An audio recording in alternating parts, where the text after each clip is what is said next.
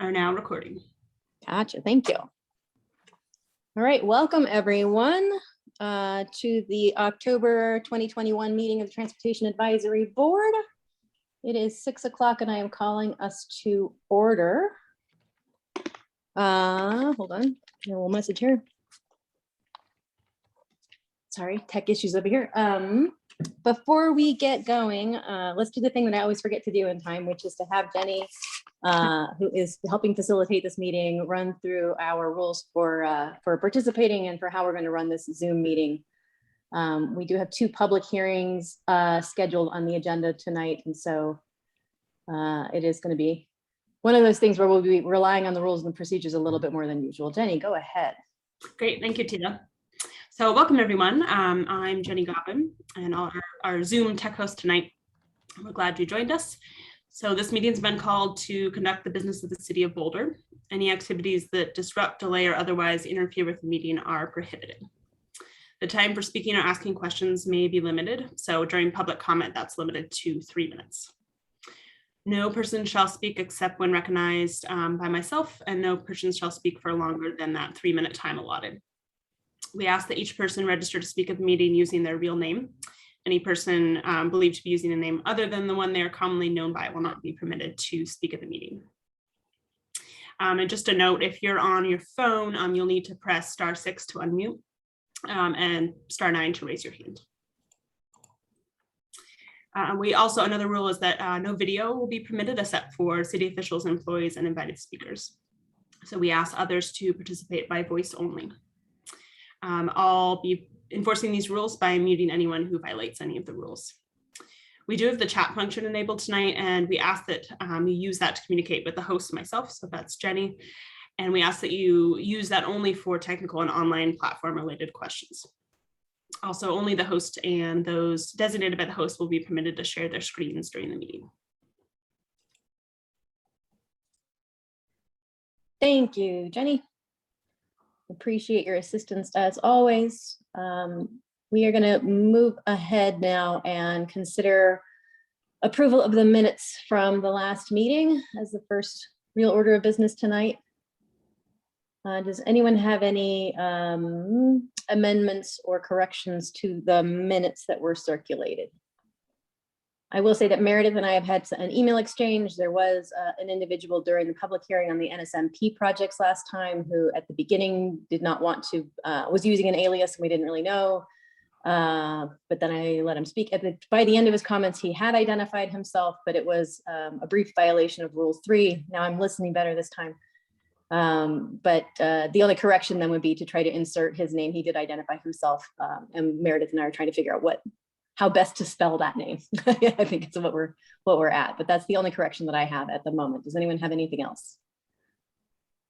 Mark. I just have one, and it's not a direct minute correction, but we had a motion that is recorded in the minutes. And it reads, TAB approves the State Highway 7 East Arapahoe Road multi-use path and transit stops community environmental process SEEP with the ability to provide additional design input during preliminary engineering. And that motion was passed unanimously. The memo that was sent to council did not note the qualifier in our motion. It just said TAB approved the SEEP, period. And while it's not gigantic, I think it's important that I know that staff prefers it when we communicate through council or through staff to council rather than going off on our own, which we have done in regard to a different SEEP. The 28th Street seat. I would appreciate and think it is preferable that our motions and our thoughts and comments are conveyed to council completely and accurately. And I don't think that was done fully in this case. So that is my request. Thanks for that, Mark. I hadn't noted that. And I share your concern. I will say there have been other times I have tuned in to see what transportation staff's report to council was when it's been somewhat contentious or a little bit qualified. And in general, staff does do a very good and very fair and accurate job. And so this is, an aberration, I would say, from that. But I'm glad you caught it and noted it, and I agree. And I'm sure it was not intentional. This is what Eric is just unmuted to say, I'm sure. You can read my mind, Tila. I apologize. I think that whenever it was entirely unintentional, and so I apologize for that. But I do think it's a point well made. So thank you, Mark. Are there any other corrections, additions, clarifications on the minutes from the September meeting? Seeing none, I would like to entertain a motion to approve. Mark so moves. Second. Ryan has seconded. Thank you. Does anyone object? Great. The minutes are approved. Thank you very much. And Meredith, we'll sort out in the next day or two whether we can figure out a more proper spelling than just the phonetic spelling of Mr. Fisher. Okay. So the next order of business is a somber one and a sober one. This is, of course, Indigenous Peoples Day, so it's kind of a day of reckoning for a lot of different things that have gone wrong, but more recently, something has gone very wrong again on the streets of Boulder. We recently lost another senior to traffic violence on Boulder city streets on September 17th. Dit Ying Chow was struck and killed while she was in a crosswalk and apparently had the right of way.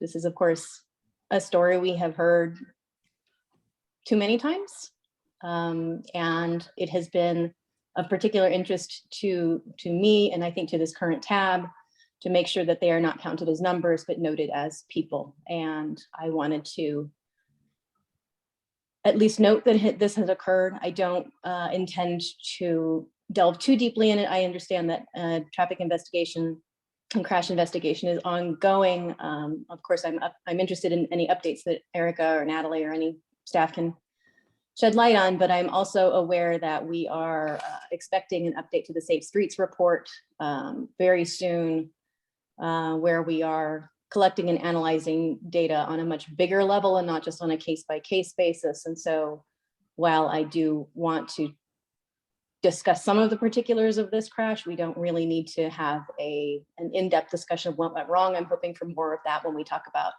sort of the citywide approach to improving street safety and reducing traffic violence.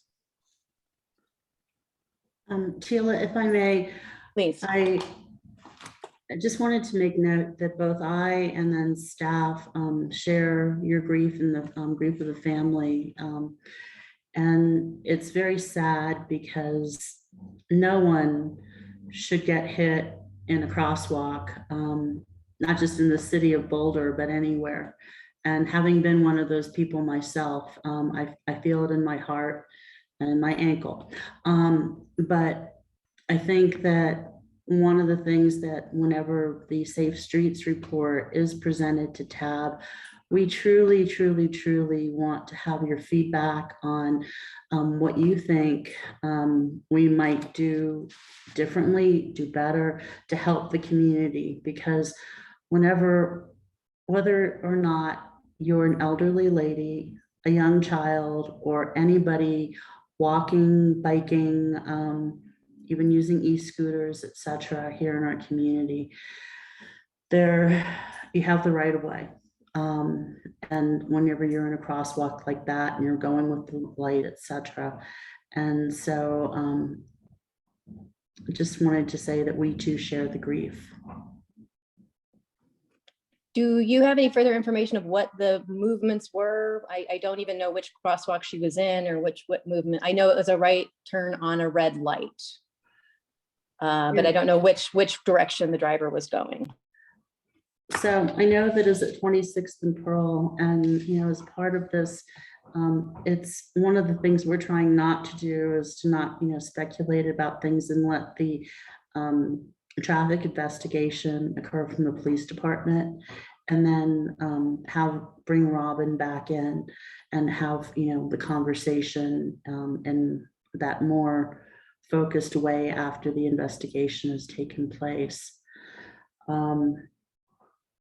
Last time, whenever I was before Tab, I said I hope that we didn't have to have that conversation again, and it saddens me that we do. So I'm not trying to put you on the spot, Eric, and I'm not asking you to speculate. I literally don't know which direction, like which leg of that intersection it was, because there are lights controlling all four. And I do think it's worth thinking about. Was this, entering or exiting a parking lot? Was it, turning onto a major arterial? We already know we need to do more work on arterials. So if there's any light you can shed at the moment about what the dynamics were that driver and that pedestrian were encountering at the moment. Yeah, I don't have it here right in front of me. And so whenever Robin comes here, I think that she'll be able to shed not only the specific directions, the context of the environment around there, but also, if there was any other, if there were any other factors involved. And so it's not appropriate for me to speculate at this moment. Okay. Does any other member of TAB wish to say anything at this point?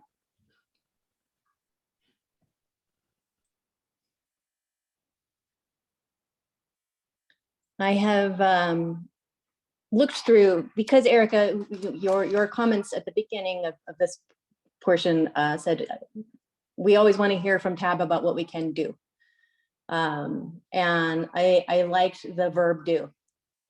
I have spent some time today going through a couple of iterations of the Safe Streets report. I have the one from May 2016, the more recent one from 2019. I've flagged a bunch of things talking about particularly right turn on red. And in the most recent report on page 7, the treatment, no right turn on red signs, it was inconclusive and needs further study. And yet elsewhere in the report, and as well as in May 2016, the city pointed to implementing no right turn on reds at particular locations where there had been a problem. One of them, let's see, at Conestoga and Arapahoe Avenue. One of them, oh, I just pulled out my flag, at a different location noted in May 2016. And one of our critiques of the Safe Streets analysis and implementation of solutions in the past has been that it is a little bit too whack-a-mole and a little not systemic enough. And so when the city is saying right turn on red is evaluated case by case, but needs further thinking about to implement on a bigger scale, and yet holds up implementing right turn on reds in particular locations, that's pointing to me an inability to apply a systems approach that I think the Vision Zero requires. And that is what TAB has been saying, that is what other advocates have been saying, that is one of the big lessons learned from the Vision Zero movement worldwide. And so I don't mean to suggest, I know that investigation on this crash is ongoing. I don't mean to suggest it would have changed anything, but to the extent we can draw lessons like doing one right turn on red here and there when Dit Ying Chow is killed at this intersection or Helen Gresham is killed at that intersection, that was a left turn. We would do better by our citizenry probably to figure out what these intersections have in common and proactively say no right turn on red at intersections where there's X volumes a day or peak hours or something like that, instead of just saying we've done it here and we've done it there in reports that are released 3 years apart. I think that's my only input at the moment, but I do, as I say, appreciate your wishing to do as opposed to stopping and looking at the numbers and thinking about them, because as you know, in the meantime, our citizens are dying. So your point, Tila, about having a systematic approach to all this is definitely one that both Natalie and myself have heard, believe in strongly, and have directed staff to be able to look at things. I think that whenever we present the Safe Streets report to TAB, that's one of the thematics we're going to be looking at. And we're looking forward to hearing your feedback about what your observations are around that too. Okay, thank you. We have a tendency to identify the particular victim, the person who is killed or injured, but of course, when someone is killed, there are multiple victims. There's the whole family, and there's things that the people live with for decades. So it's not just the one. I appreciate, Erica, you reaching out and letting us know about this and being open to raising this. It is, it's good leadership. And in return, thank you for your leadership. It's greatly appreciated. I'm sure that staff and TAB will be able to work through this and work diligently together to make the community safer for all. Thanks. Okay, if TAB has no other comment on this matter, we will move on. Ryan, go ahead. I see your hand up. Just thank you. Just a little small thing to add on the subject of okay, well, what can we do? I'm thinking of when maybe me as a citizen sends something into Inquire Boulder, staff's very responsive. It's great to be able to access staff as a citizen through it. I've heard references before in a response to you know, if I've raised a concern, you know, this intersection or whatever feels unsafe to me. I've heard back, well, we've looked at the data and there's not been a negative outcome yet at that intersection. And I guess I would just offer on the question of what can we do, what can the city do? Would say just to be as conservative and to decide with the person who's representing the vulnerable youth side and the experience of being out there, and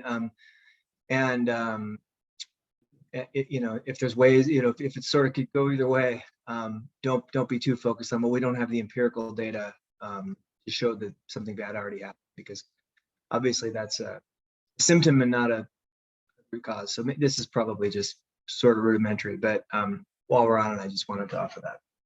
Thank you. Thanks, Ryan.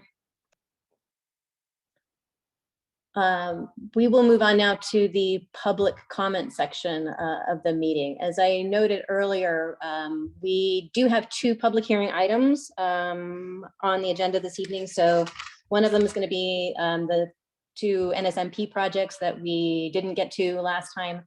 And then the other item is has been requested by council that we look at the 2504 Spruce concept plan. And so we will have a public hearing on that. So if you are a member of the public and you are here this evening and wanting to speak to either of those items, I would ask you to hold your comments for now. But if you are here to speak to TAB generally on other issues, then this would be a great time to raise your hand and we will call on you. I saw Stephen right away. Hi, Del. And this would be your time. Typically, we allow 3 minutes per speaker. I don't see a reason this evening to depart from that. And I will turn it over to Jenny to facilitate the public comment section of the meeting now. Yeah, thank you, Teal. All right, I'm gonna do my fancy Zoom background real quick for this, and then I'll unmute you, Stephen.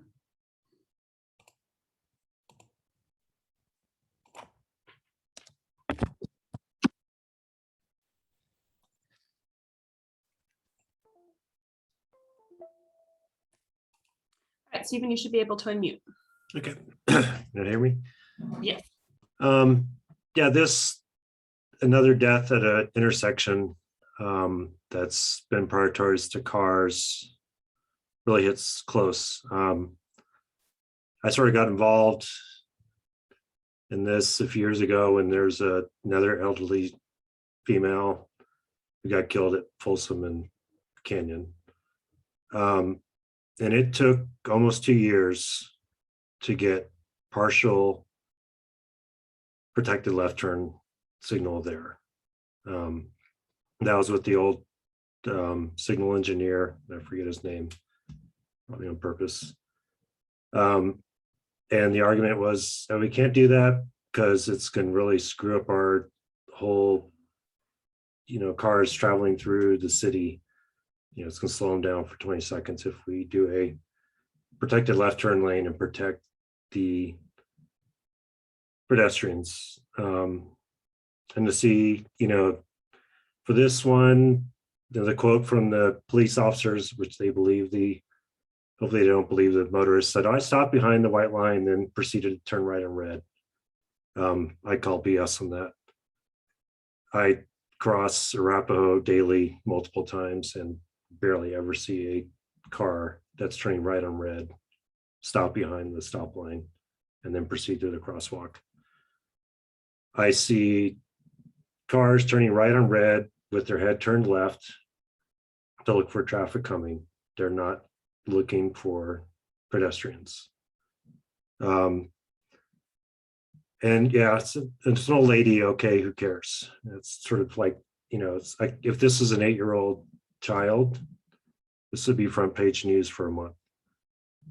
It's a senior citizen, maybe it's her fault, she didn't look. That's sort of seems like the attitude that's going on. We desperately need a Vision Zero engineer that can come in, not just look at past data, but look at design.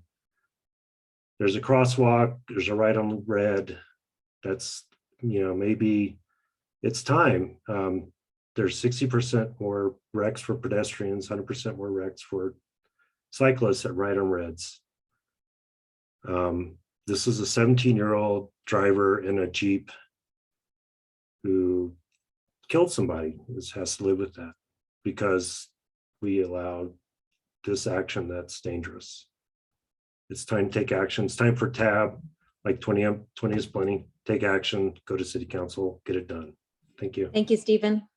Thanks, Stephen. Not seeing anyone else with hands raised. Neither am I. I do see a few other members of the public, and I'm going to guess that you're either just listening in or you want to speak to the NSMP or the 2504 Spruce matter. And so I think we will move along now and close the public comment section. As always, we appreciate the attention and participation from members of the public. So thank you for coming tonight. So we'll go right now into the public hearing for the NSMP projects. Typically, the way this happens is there's a brief staff presentation about what the issue is and what TAB is being asked to do. Members of TAB will ask clarifying questions.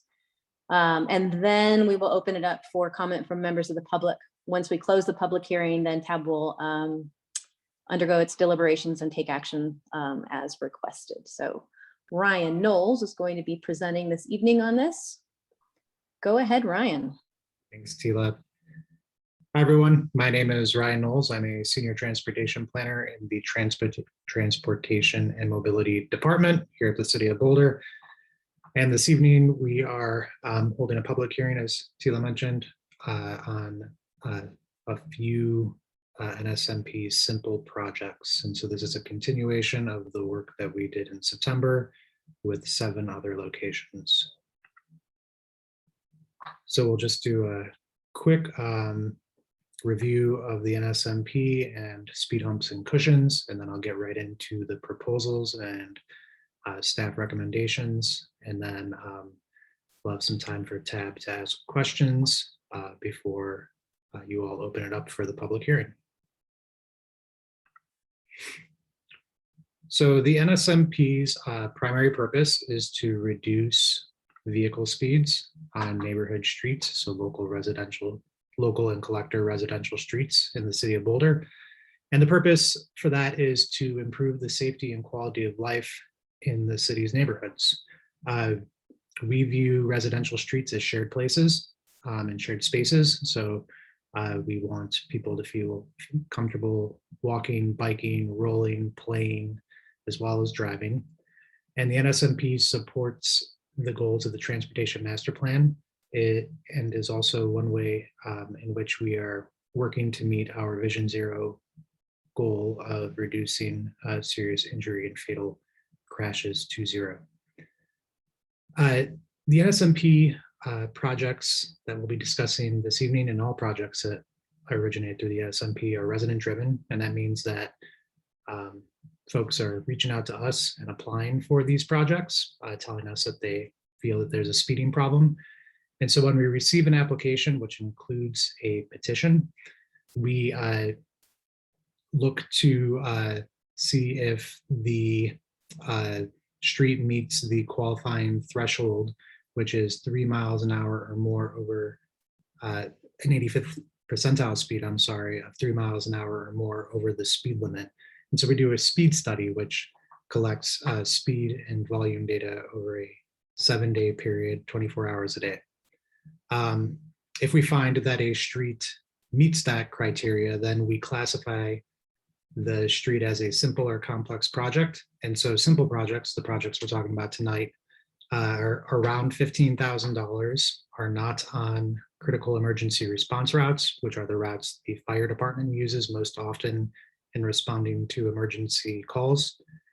And we expect very little to no traffic diversion to adjacent streets. So in addition to the speed study we do to qualify the project, we also do an after evaluation to determine if we were successful in reducing the vehicle speeds on the street. And then the last thing I want to note is we are now designing most of our projects to 20 miles an hour, and that's because of the 20 is plenty initiative that was mentioned just a moment ago.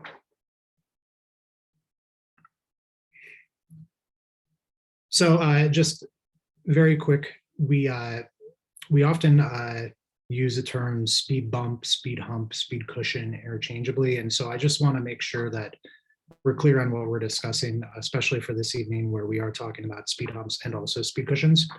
So a speed bump is a 1 to 3 foot wide, usually concrete bump that you would drive over in a parking lot. And they typically require that you stop to almost, or you drive to almost a complete stop before driving over the speed bump. What we install on neighborhood streets are referred to as speed humps. And so they are 12 feet wide, 3.5 inches tall, and are engineered to be driven 15 to 20 miles an hour.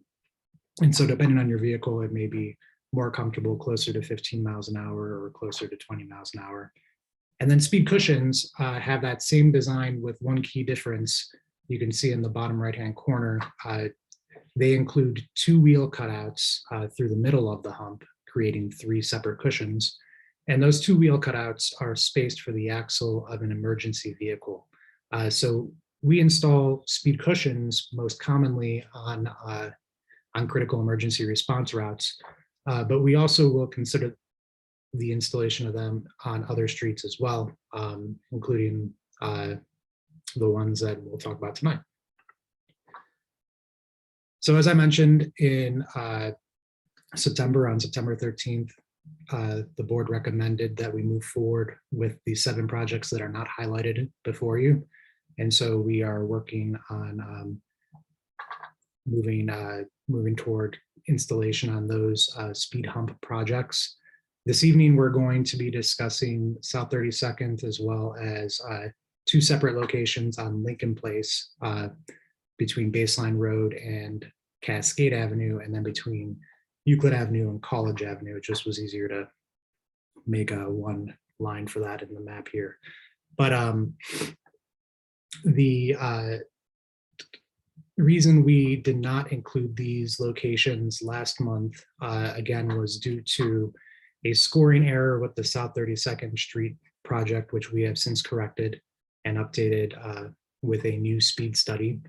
And then Lincoln Place, we added to the list because of that scoring error.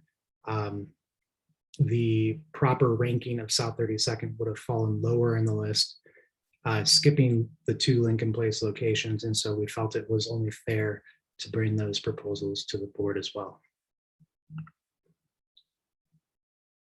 So for the South 32nd Street, as I said, we updated our speed study. So originally we had used a speed study from 2019. We took a new one this past September, so last month. We did not find a significant difference between the two speed studies from 2019 and 2021, which is pre and post 20 is plenty. So the 85th percentile speed is still 27 miles an hour, and the average number of speeding vehicles rounded up per the NSMP guidelines is 100 vehicles per day. And so we are proposing 3 speed humps at the locations listed here. And I would note through our engagement that the majority of the folks we have heard from support the project installation. And so that's what we're recommending that we do.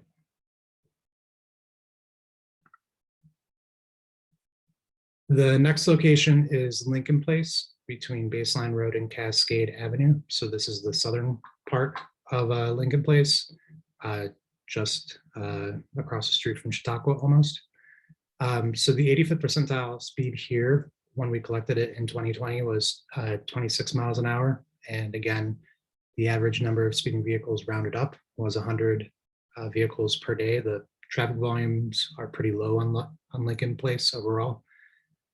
So we proposed 1 speed cushion between Baseline and Cascade. And the reason we proposed a speed cushion as opposed to a speed hump was because of the grade on the street. So it is between a 6 and 7% grade, closer to a 7, actually a little bit over a 7% grade at the location of where we were proposing the speed hump or speed cushion, sorry.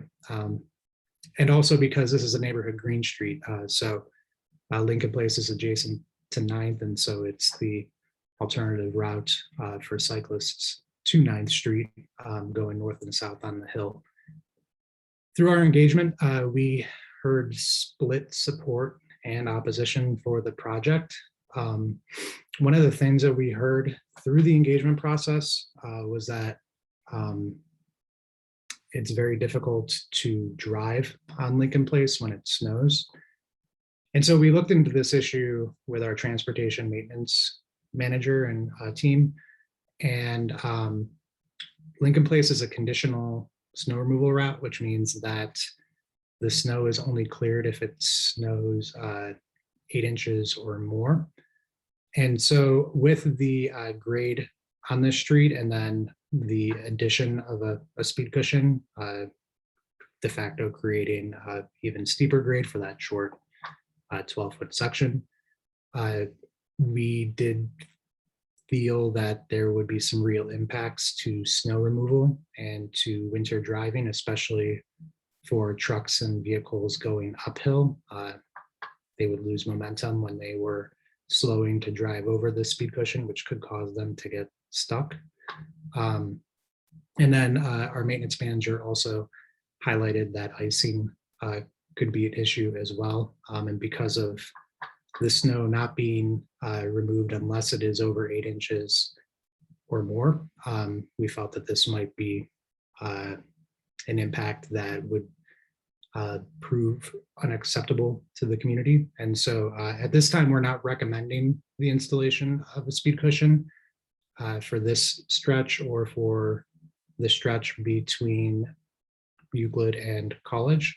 And so,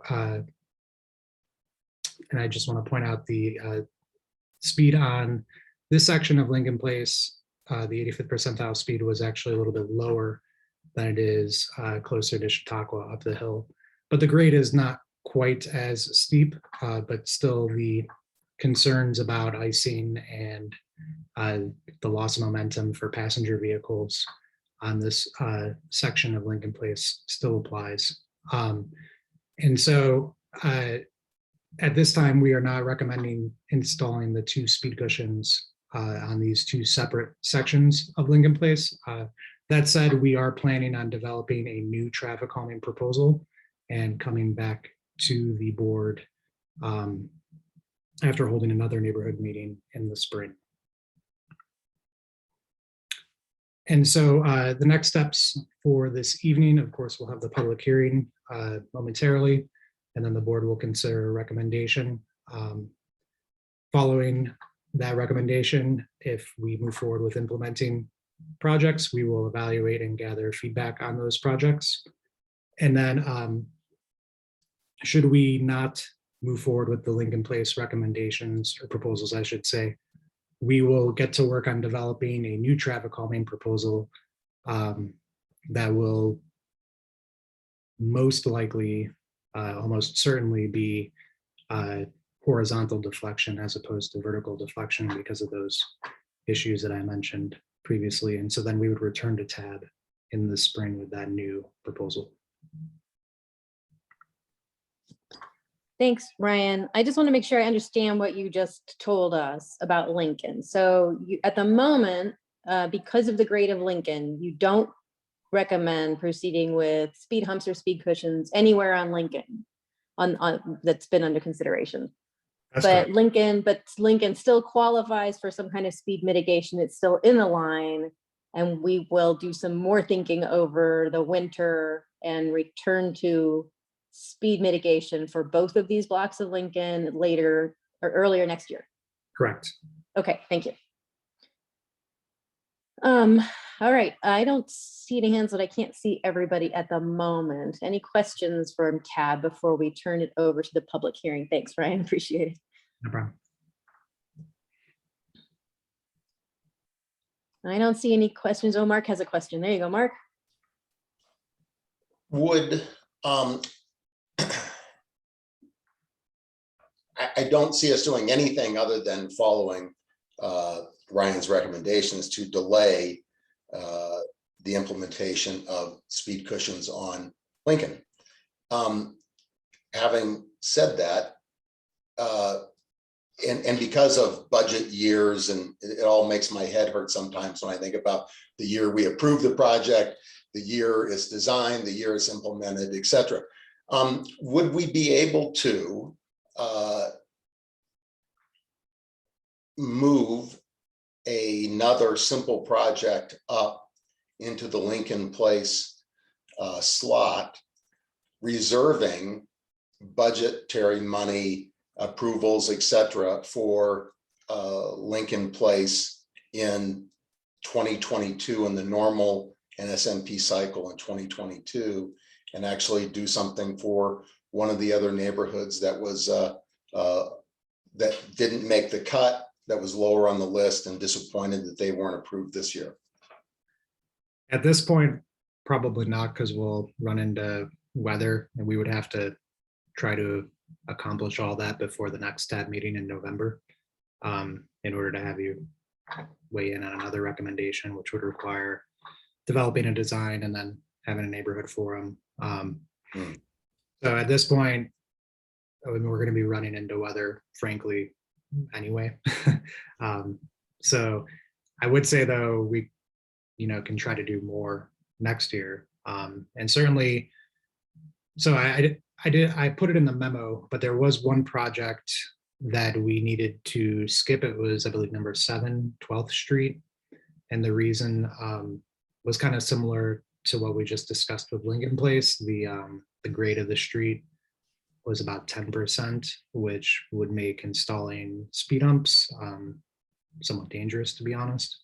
And so we are looking at developing another traffic calming solution for that street in the intersection of 12th and Columbine. So that would be something we would be bringing as well to the board in the spring. Thank you.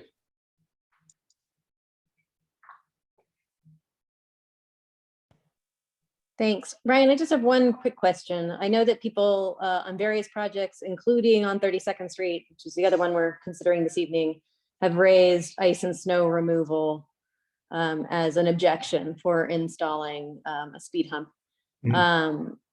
And from what you've described right now, it's a valid objection or valid concern on Lincoln, but not so much on the other ones because the underlying road is not so steep. Correct. Okay. Yeah, So I just want to acknowledge for the record, like we've heard some of these objections from different things, and sometimes you're right, sometimes we don't think it's a problem. I do want to acknowledge a letter, I forget the gentleman's name, but we got a letter this afternoon, and then Ryan, a few minutes later, you forwarded it along with some other materials. I'll get to that in just a second, or when we discuss the project. But I did want to acknowledge that we've heard from additional people material that's not in the memo, and we will be appending that to the written materials for this meeting. Is that correct? Let's hope that's correct. Meredith, I'm going to ask that the supplemental materials that Ryan emailed to Tab this afternoon around 4:30 be included in the formal packet materials on the city website. Okay. Then I think we should probably move. I don't see any other hands up from Tab, so I think we should probably go ahead and move to the public hearing on this item. We will typically give people 3 minutes to speak. If you don't need all 3 minutes, you don't have to take it. But this is your chance. If you have input regarding either of these NSMP simple project proposals, this would be a great time to let us know. We have, of course, as I've mentioned, received all of the written materials that were prepared in the public hearings, and then other emails.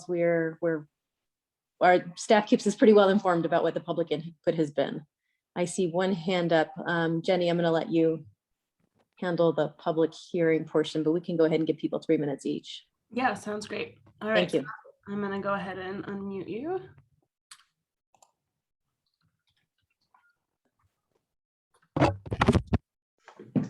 Hi, can you hear me? Yes, we can. Okay, great. Hi, this is Scott McCary. I'm at 140 South 32nd Street. Thank you, Chair. Thank you, Jenny. Yeah, I'll be very brief. I just want to express my strong support for the speed humps on South 32nd. We did spend some time, a neighbor and I, going around and knocking on doors and getting signatures for that support. So I think it's quite overwhelming that there is support for this. It is not unanimous. Few things are in the public realm, but I think overall, there's a lot of support for this on this project. So I want to thank Ryan for all his great work, and also thank the city just for continuing to include this in the annual budgets. It's a super important program. I strongly agree with the sentiment on Tab and the city staff that the streets are not just for cars, it's a shared space. And I think the neighborhood speed mitigation program is one way to sort of inch us towards that. So thank you very much. And I hope that tonight, Tab, you will support staff's recommendations for speed humps on our block. So that's all. Thank you. Thank you. Thank you, Scott. All right, next up we have Sheila. Sheila, I'm going to go ahead and unmute you.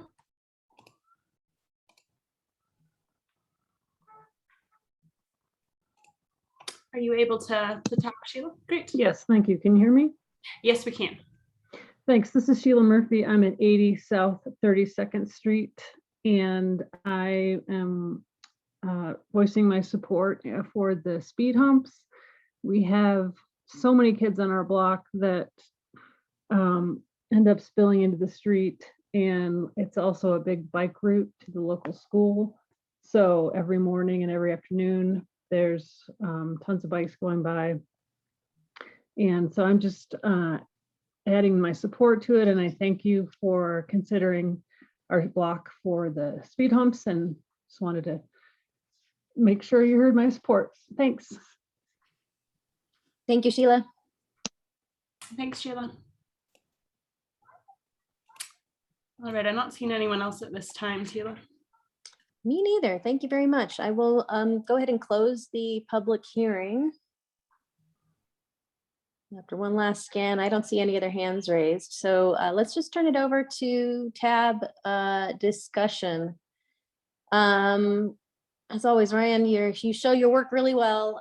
There's a lot of effort that goes into this, and the public outreach is partly why we love it. Can I just take a straw poll right now? And just with a show of hands, members of Tab, if we don't need to discuss a whole lot, then can we just show whether you're going to support the staff recommendation to hold off on Lincoln and go ahead with 32nd? What are your leanings right now? I'm seeing 5 hands on a straw poll.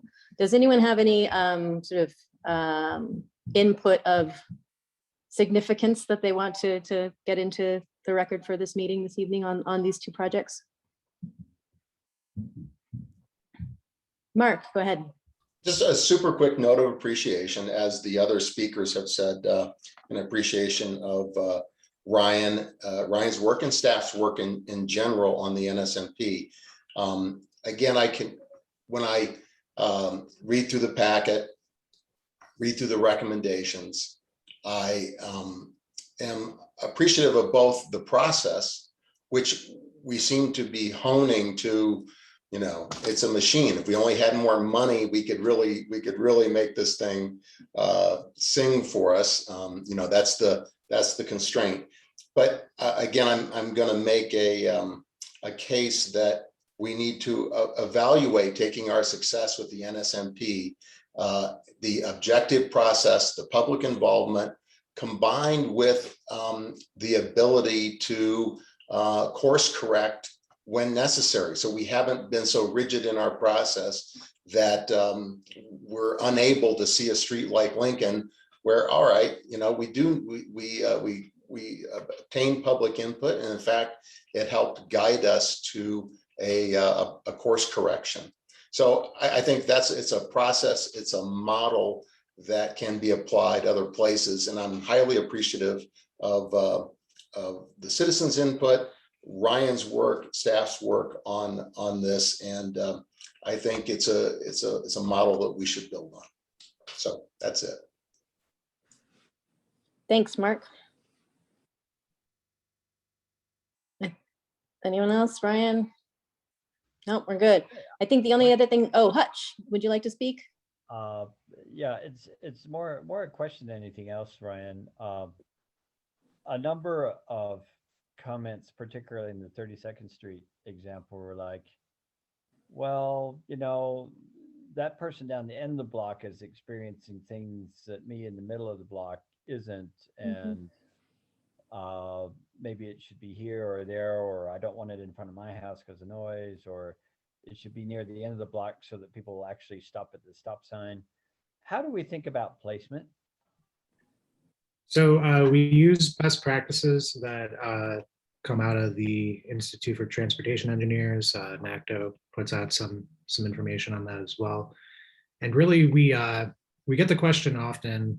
Some people ask us about equity in terms of the actual placement of traffic calming devices. And really, our goal when we're traffic calming a street is to look at a section of a street and create a speed profile for the entire section. So South 32nd, for example, the application was for Ash to Dartmouth. And so really what we're trying to do, the goal is to make sure that at no point between those two streets on South 32nd will the speed get very much higher than the design speed, which in this case is 20 miles an hour. So that's really what we're trying to accomplish with most of the traffic calming projects that we develop. It's an interesting process, as many of my colleagues can attest to, because there is certainly some science behind it, but then there is a lot of very localized politics as well, and you have to really think about things that aren't always apparent when you are simply measuring distances between speed humps, as it were. Like, for example, driveway cuts are things that often come into play. Sometimes school bus stops play into that as well. So just there's things that come up through the process that we have to account for and make sure that we're not impeding or making worse. Cool, thank you, Ryan. I figured it was very much a designed type of process, as opposed to they just go this far apart, blah blah blah. Right. And no, that's super helpful. I also got the sense in reading all the various people's commentaries in general, as usual, we've got a hugely wide range of attitudinal starting points on all of this. So it's great that you have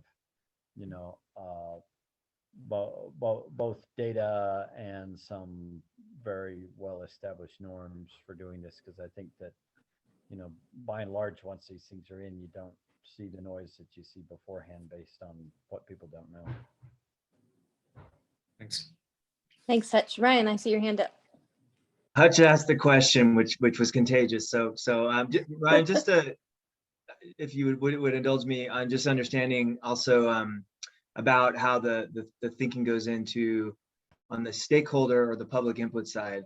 And I would expect there's really no easy answer for this, but I'm just sort of curious conceptually when you think about weighing the different the different perspectives or maybe different sides, so to speak.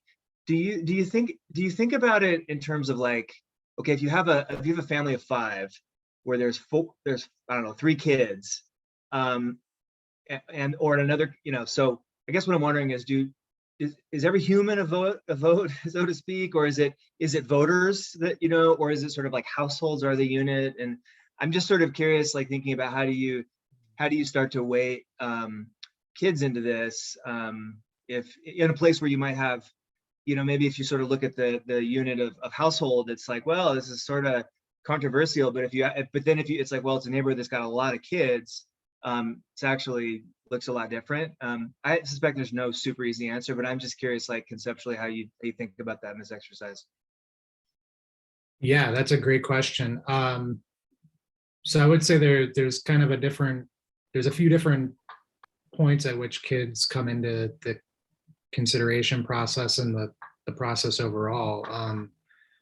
I'd note that most of the time when we get comments in favor of traffic calming projects, many of those comments focus on the presence of kids in neighborhoods. And so I think, not to say that that's any more important than anyone else's perspective, but I think that's, often a powerful thing to share when you have kids and you say that you're worried about the safety of your kids. That's a hard thing to ignore in general. I've actually gotten the question a few times recently about the petition process and if kids are allowed to sign the petition. And I've gotten actually some pushback from some residents on that, because I've said, and you can tell me if I'm wrong, because it's your program. But I've said, I think kids have as much stake in the safety of a neighborhood street as an adult. And so if there are kids that want to sign a petition, I think that's fair game.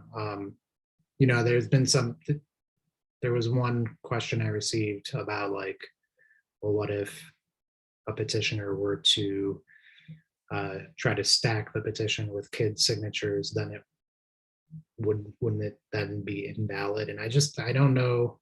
I mean, when we receive a petition, we're not, checking the ages of the people who sign it in general. So, I think most people just aren't going to do that. But So Ryan, aren't the petition signatures counted by household, by like address? Yeah, so the requirement is 30%. So one signature from 30% of the households in the block where is requested, or so if you got 3 kids in the same family to sign, it doesn't count as 3. It's one resident speaking. Right. Or 20 signatures. So it's okay. Okay. Yeah, we talked about this last time a little bit about, before the next round of approvals and consideration, that we do want to have another look at our criteria. I remain uncomfortable with overvaluing the input of residents, because they are kind of a snapshot in time of this street. And we're talking about placing permanent architecture and permanent things in the roadway. And I also want to, for streets that are adjacent to public facilities, public parks and schools and things. I do think that more say should happen from multiple users of the block who don't necessarily live there all the time. So we will have a chance to come back and revisit some of these considerations. We've known all along we will be learning from this process as we go, but in general, it appears we are pretty secure in where it's leading us in terms of putting in infrastructure where it's desired for the most part and necessary as measured. So I will say, I don't want to cut you off, boys, but I would like to move this along if we don't need to have this discussion right now.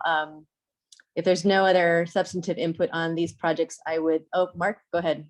Then I would like to move this to a vote pretty soon. We'll get there. Yeah. I just want to ask, this brings Ryan's question, Ryan Tabb's question, brings up, when is it on our agenda to reevaluate, renew, modify our NSMP criteria? We were planning on doing that this fall. So it's either going to be next month or December. Okay, thank you. That was all I wanted. Thanks. And are we doing any more complex project looking at this year, or are we done for this year? We are currently working on installing the two that we all have gone through already, 26th and 55th Street. And then we're in the middle of the process for Pine Street, Mapleton, and Spruce. So Okay. We'll be having another public hearing or meeting rather shortly on that. Okay, thank you. Okay, I would like to entertain a motion on staff's proposal here. I don't know if I have specific language, do I? I cannot. Give me 1 second here. Page 4 of our packet. Seeking a recommendation from TAB to proceed with the installation of the proposed speed hump projects on South 32nd, but not Lincoln Place, I believe. Ryan, do you need action from us on both of these? Probably. I think just a recommendation on South 32nd. Okay. So moved. The recommendation as written by staff on the screen now, I would move that we adopt that. To proceed with the installation of the proposed. Okay. Yes. Do we have a second? Second. Thank you. I think that was Ryan Schuhard. Yep. Okay. Does anyone oppose the motion? Seeing none, all in favor? I'm scrolling through to make sure I can see you all. Okay, it's approved unanimously. Thank you very much, Ryan. And another thanks to the members of the public who have come tonight and also who've given input come to the public meetings, written to us, written to Ryan. It's important, it is noted, and it's part of the process. So thank you to the public for being part of it. Great, let's move ahead. Now we have another public hearing item on the agenda next, and this would be after City Council at their September 28th meeting asked TAB, they referred the concept plan review of 2504 Spruce to TAB.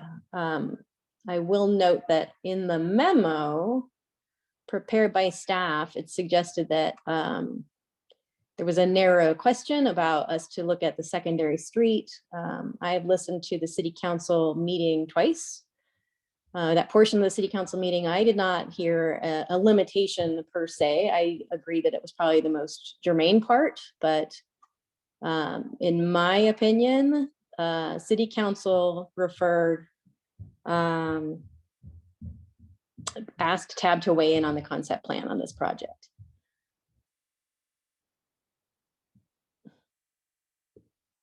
As before, we will have a brief presentation by city staff and an opportunity for members of TAB to ask clarifying questions. And then we will turn it over to the public for public hearing. I think that if the applicant is on, right, Jacob, I think, is the applicant here? I think I see him. I saw him briefly. And so if the applicant is not already part of whatever the presentation from staff is intended to be, I believe we will give the applicant a chance to weigh in. I'm new at this, so if you have any guidance from me, it would be appreciated. But we would like to hear from the applicant if the applicant has something to say to us before opening it up to the public hearing. Then we'll have the public hearing, we will close the public hearing and have staff, have TAB deliberate and take action on this item as appropriate. I don't see anyone jumping in to admonish me, so let's assume that I got that more or less correct. Who will be managing the presentation by staff? So good evening, Chair and members of the Transportation Advisory Board. I'm Jacob Lindsay, the Director of Planning and Development Services, and I'll just kick off our presentation this evening. First of all, Tila, you're correct. Council did not limit the discussion in any way. What you will hear from my staff tonight are specific questions about transportation-related matters on this issue, but certainly you're not limited in your input. So first of all, I'd like to introduce my staff that include Edward Stafford, our Development Review Manager for Public Works, Charles Farrow, our Development Review Manager for Planning and Interim Comp Planning Manager, as well as Elaine McLaughlin, our Senior Planner, who will be presenting the item this evening. Now, the last thing that I'll say is that this is a unique item. This is a concept plan being brought before our Transportation Advisory Board, which I believe is in fact the first time this has ever happened. So congratulations. We are all collectively making history this evening. As you probably are aware, Boulder's code prohibits TAB from becoming involved in matters of land use, with the exception of times that the City Council requests your opinion. And this is one of those times. So we are all looking forward to the discussion as well as your input regarding this concept plan. And with that said, we have a lot of information to convey this evening, and I will end my remarks and turn this over to Elaine McLaughlin to present the item this evening. Elaine. Yep, great. Thanks so much, Jacob. I'm going to share my screen, so bear with me. And hopefully you all can see the screen. Let me know if you cannot. Sometimes it takes a little bit to boot it up. So just as a brief overview for this evening, that staff is suggesting as part of this discussion is we'll have a staff presentation and the all-important planning context as well as transportation context, which we'll be talking about. And then if there's any questions for staff, we'll go ahead and take them then, or the applicant. And then a public hearing can be held on it. There's a primary key issue for TAB discussion that we wanted to put forward, because this item had quite a bit of conversation at Planning Board. And so we'll get into that a little bit further along here. But in terms of concept plan review, just making sure everybody's aware of how this works. It's essentially a development review application, and it's early in the process. It's intended to give the applicant comments from the public, Planning Board, and City Council, and in this case, TAB. And the comments are non-binding in that there's no formal action taken to approve or deny any kind of application. Topics considered include land use, circulation, and architecture. And then, of course, for tonight, City Council had asked that TAB weigh in on the transportation connection. So then a little bit of background on where the planning process has been to date. It was reviewed by Planning Board earlier this month, or rather last month, and then Council voted to call it up late last month, and then requested the feedback from TAB. And then that'll be provided to Council for their discussion on November 30th of the concept plan. And then after that, the assumption is a site review application process, which is based on the feedback that the applicant has received, will occur sometime in the future. And then a decision of approval or denial would be made by Planning Board and or City Council. So the site we're discussing this evening is located mostly along Spruce Street between Folsom to 26th Street, and there's a small finger parcel on the south that you can see there.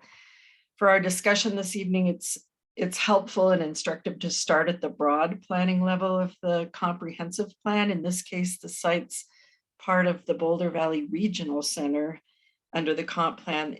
That's an area that's defined in the city as one of 3 regional centers between downtown, the university, and then this BVRC. And then it's important to note centers are defined in the comp plan as places with potential for infill and redevelopment, and they tend to be higher intensity. And then they also provide a wide range of activities. So when we look a little bit closer at the boundaries of the BVRC shown here, you can see it's in the site itself is in the northwestern corner of the regional center. And there were design guidelines that were adopted for the area where there's a pretty distinct emphasis on pedestrian orientation and to invite walking and a human scale. And the guidelines suggest to make the area more pedestrian oriented. That to do that, the way to achieve that is it should be less dominated by the automobile. So then, because the site location within the BVRC and near downtown, it's pretty unique in that it's surrounded by quite a significant amount of services and a variety of uses from retail and office to recreation and schools. And so therefore, there's a lot of walkable destinations and services nearby the site. As part of the BVRC, there was a transportation connections plan, a TCP, that was adopted, as many of you may know. And the intent in the TPC, as you'll see on the left, is to improve access and mobility through the BVRC by developing a multimodal grid, among other goals. And the overall transportation connections plan that you see on the right includes the site in that northwest corner, where you'll see the site is outlined in a light blue when we zoom in, as you can see on the left. And the transportation connections plan shows a multi-use path, and that's shown in yellow in a north-south configuration on the site, and an east-west secondary street on the south side of the site, that's shown in purple. And it's that purple connection that we're particularly interested in this evening, although if there are other considerations that Tab would like to discuss, we're happy and appreciate any comments. So other aspects of the transportation context is that it's also in a transit-rich area. As you'll note, within a quarter to a half mile, there's dozens of bus stops that serve multiple local and regional buses, and it's within a mile of the downtown regional bus facility and within a mile of Boulder Junction regional facility. The site context is also surrounded by on-street bike lanes. Those are the red lines shown on this plan near designated bike routes that are shown in blue, and then also within easy access to several multi-use paths that are shown there in green. And there's also B-cycle and car share nearby.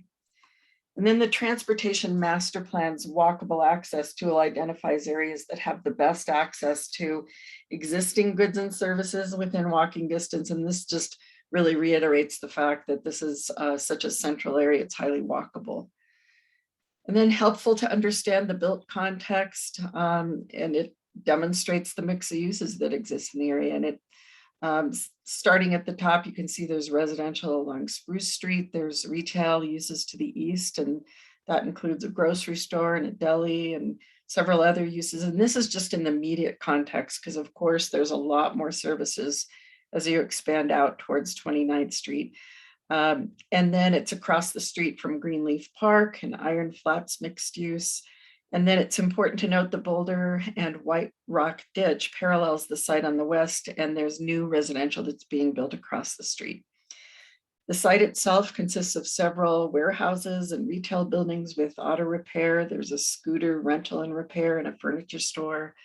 There's a well-known thrift store and a fitness gym. And so onto this existing site, the applicant's proposing to redevelop the property with residential, and that consists of a total of 63 units that would be townhomes as well as apartments. And then you'll see central to the site is a 12-foot north-south multi-use path from Spruce to Pearl Street. And then along with an east-west sidewalk connection into the site that tees into the multi-use path. The issue that council requested and staff actually is requesting feedback on from TAB is the need for the secondary access plan line shown within the connections plan that, again, shown in purple, would, if constructed, could impact the project with a number of residential units that could be built along there, and in turn, the number of permanently affordable residential units that could be built. That is an important goal of the city's. superimposing this transparency of the TCP plan lines over an aerial of the site, you can see where the plan line shows up on the ground. And so we pulled that out from the connections plan and superimposed it onto a little bit clearer aerial. So when you look at the on-site, on-ground conditions of this secondary street that we'd like some feedback on, that essentially tees into Folsom, it actually helps to understand the context, how it would look essentially in on site. So when you look at it towards the south, it shows the approximate location of the plan line, and you can see where it would connect to Folsom. And in that location, there's an existing on-street bike lane, and then that Boulder and White Rock ditch property on the east side of Folsom. And in this location, the ditch is not only not on the applicant's property, but it's separately owned by the ditch company. And the ditch is open to the sky with trees and vegetation lining the ditch. And then also over on the other side in this location, there's a median along Folsom and a turn lane that goes west onto Spruce Street. So given the context, it's pretty evident that a full movement intersection configuration probably wouldn't be possible and wouldn't be advisable given the constraints as well as the proximity to both Spruce and Pearl Streets. And so this is just a quick rendering to demonstrate how the existing context would change that would probably necessitate a bridge or culvert over the ditch when you implement this secondary plan line, again, as it terminates at Folsom. So for this evening's discussion, we've prepared these specific questions. And really what it comes down to for us for this plan line is, should that secondary street plan line be built in the as the TCP, not the TMP, suggests, and knowing that there's challenges and implications due to the ditch crossing and a right in, right out only on Folsom, or should it be modified through the process? And there is a process that can be undertaken to remove it from the plan as a secondary street, or should this be modified into something else like a multi-use path connection instead, rather than vehicular? And then finally, is there some other alternative, like some sort of loop or something that could be accomplished instead? And so with that, I'm happy to take any questions. Elaine, thanks for that. Is there anything that the applicant wants to say or add? Or is he just available for other questions in case we have them? Hi, everybody. Ali Hi, Ali. I think I'll wait to hear your questions. I think that might be a better use of your time, unless if you're not familiar with the project, I can fill in, but I don't want to assume that. We do our homework here. Yes. Great. All right, I just wanted to make sure if there was something that you needed to add, that you had an opportunity to do so. Tab, do you have any questions at this point? Of either Elaine, of anybody. Alex, go ahead. Do you have a visualization of what the final question is getting at with the alternative connection that might involve a loop? Do you have a sense of what that might look like? Sorry, I'm muted. Yeah, muted. Sorry about that.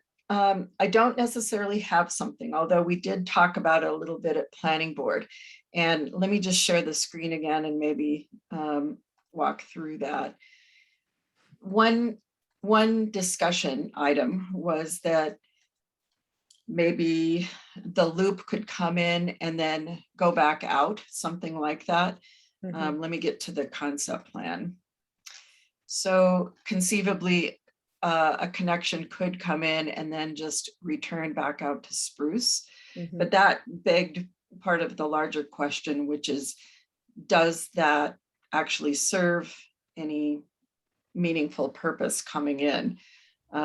It's important to note also that there's this existing 4-story building on the corner that was built not too many years ago that already has a curb cut and access to the back.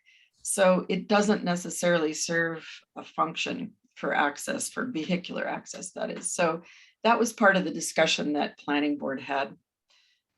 Does that help? That does. Would it be a one-way roadway through there, or would it be a two-way driveway? It would be narrower in configuration if it were one way, and therefore it would probably help with any concerns about reducing the number of residential units.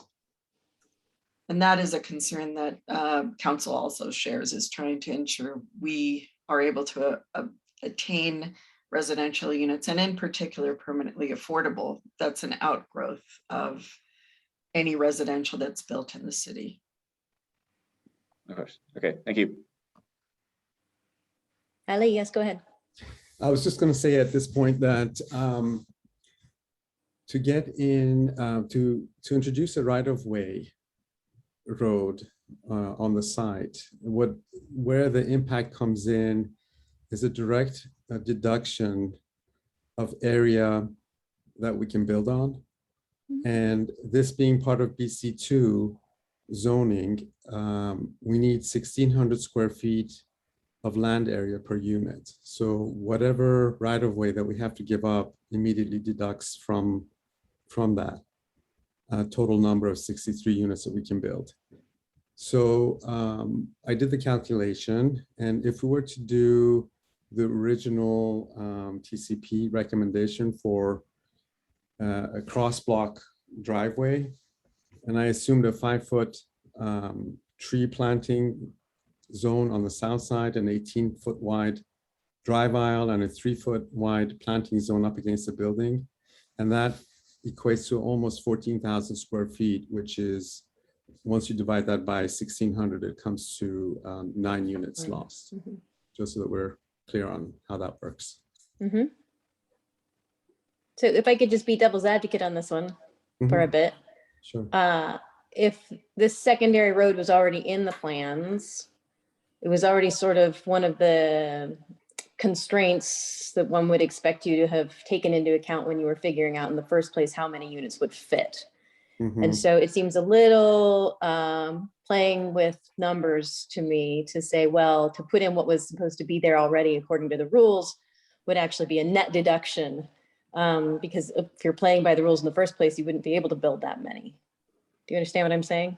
Yes, I do, perfectly. I don't see it so much as a loss. I see it as not building this would be a potential gain, but you didn't have that many marbles to play with in the first place.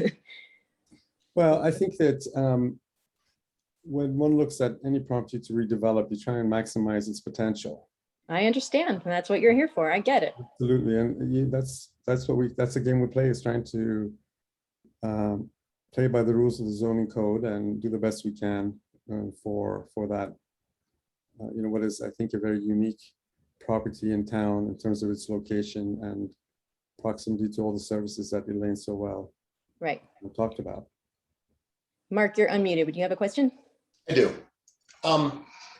So when I look at the aerial view of the proposed development, and I look at where the top floor is stripped away, you have parking underneath in the section to the east, the condominium or apartments, right? So, and the proposed access, if we ignore the TCP, is from Spruce. Is correct? Yeah. Right. Okay. So is it the TCP, which after being 4 years on tab, today was my first exposure to that particular set of 3 initials and that document. It's like, what? I've never heard of this. So I'm not giving it much weight. And I'm going to, in a way, if the TCP is what is determining the number of marbles, as Tila said in the beginning, I'm not giving it much weight. But anyway, this question of a loop, can a loop be created just internally in the parking with access in and out from Spruce? So it'd be a lollipop, a bent lollipop, rather than some sort of larger loop? And is that enough to satisfy the TCP? Or, and the other way to phrase this question is, to what do we owe the TCP? And is it in fact, a document that creates a requirement, or is it a document that creates a suggestion?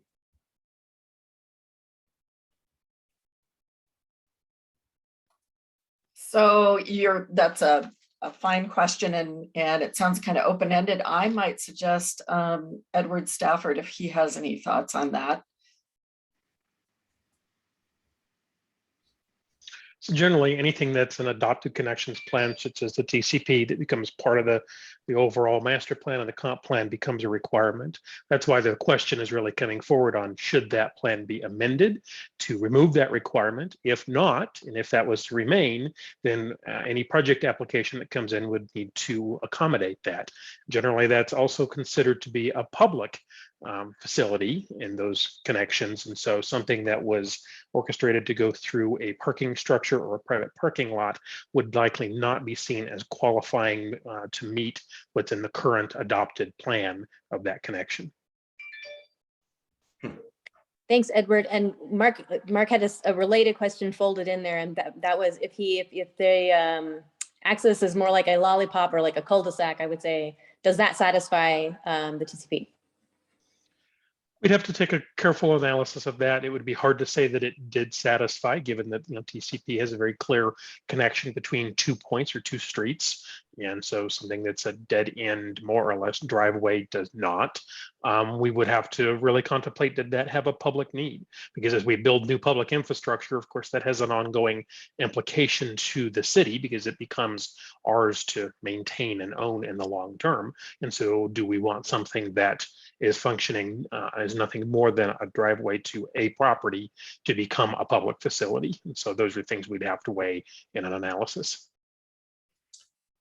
Thank you. That's very helpful. Mark, anything else? What follow on?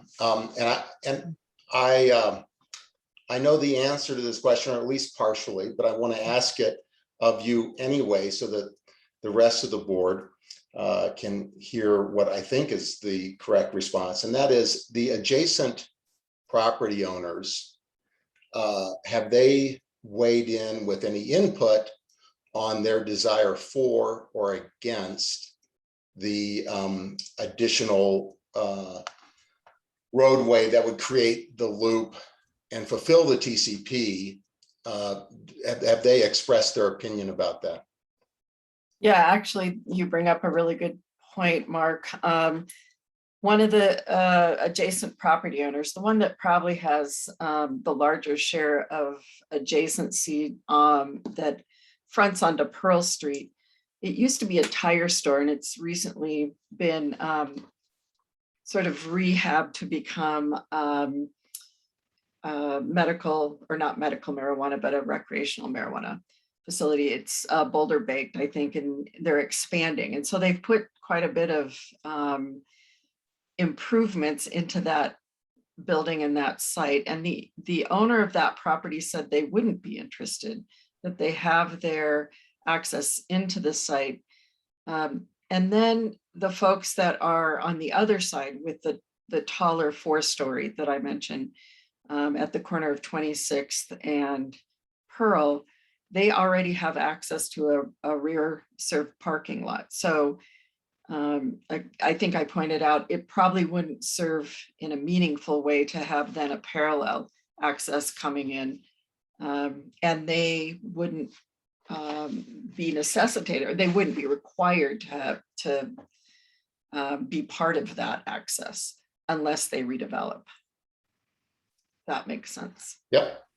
Thank you. And the last thing is, just if we did create a connection to Folsom and the right turn in, right turn out exclusive, it still requires a bridge and add to the city's bridge inventory, machinations with the ditch company, etc. But it's a bridge. It's another street to maintain. It's another bridge to maintain. And is that all correct? That is correct. And we would even have to do some additional analysis as to whether or not this development project could be required to negotiate and secure the rights and pay for that bridge, or would it become a future city capital project, given that the ditch itself is in separate fee simple ownership and is not a part of this project. Okay, thank you. And can I follow on to Mark's question just now? This would also be true for a strictly multi-use path sized, pedestrian and bike sized bridge as well. It would presumably be a less hefty bridge, but all the other considerations you described are true. Okay. Correct. Yep. Can I ask a question of Edward? This is Tab's meeting. I'm going to let you sort it out on your own. I want to hear if other members of Tab have any questions first, because I do have a couple. But go ahead, Ryan. You want to go first? You want to go first, Sheila? No, you go ahead. Okay, I think I have two questions. So this is from my perspective as a commuter, bike commuter when I'm on a bike. This is, if I'm heading south on Folsom, this is getting right into the spot where we lose some of the buffering and protection. Where I'm thinking, how do we get this protected? Like, what's the plan here? this is already a very frenetic area with bikes. I guess I would just want to refer to our handy dandy dashboard, our report on progress metrics, the things that transportation department cares about. So trying to reduce mode share, that's in the red, or sorry, we're trying to, we're trying to reduce single occupant cars, that's in the red. Trying to reduce VMT, that's in the red. This is 2020. So I'm just wondering if there's been much thought to how the proposal will contribute towards the advancement of, I guess in particularly mode shifting folks out of cars and making it safer to bike and walk. Has that been given consideration? Is there like any kind of a strategy to advance the important work that I think we're really kind of behind on? That's my first question. Sorry, it's a little direct, but we don't have a lot of time. And I can certainly start, and Elaine, you may want to chime in. To a degree it has, it's not a specific requirement of an application of this type. However, the background information that Elaine supplied in terms of the location to services, those types of things would be seen as helping to further those goals, and hence why it's part of what the land use plan and what is laid out in the Boulder Valley Comprehensive Plan for this area. Of course, also this project would be required to meet the standards for the detached facilities that you see shown along Spruce, along 26, those types of things to encourage something other than single occupant vehicle. If they were to come through, would be evaluated for meeting criteria related to travel demand management, likely would have a requirement actually for a robust travel demand management program and plan, as any project going through the site review process would have. And that would look at things such as access to transit passes, access to B-cycle, access to bicycle parking, a variety of things that they would have to be looking at in order to encourage that modal split. Yeah, I'll just jump in if that's all right, Ryan, as well. And the next step in the process, which is site review, would require approval or denial. And the findings for that are based on the site review criteria in the land use code. And as part of that site review criteria for circulation and transportation, a reduction in single occupant vehicle is one of the criteria that would need to be met in some way or another. And as Edward pointed out, the way that we assess that is based on their transportation demand management, their TDM plan. Got it. I don't know if this is the right part in the process, but I guess I would offer that makes sense from I'm not sure what the right term would be, but like from a direct standpoint.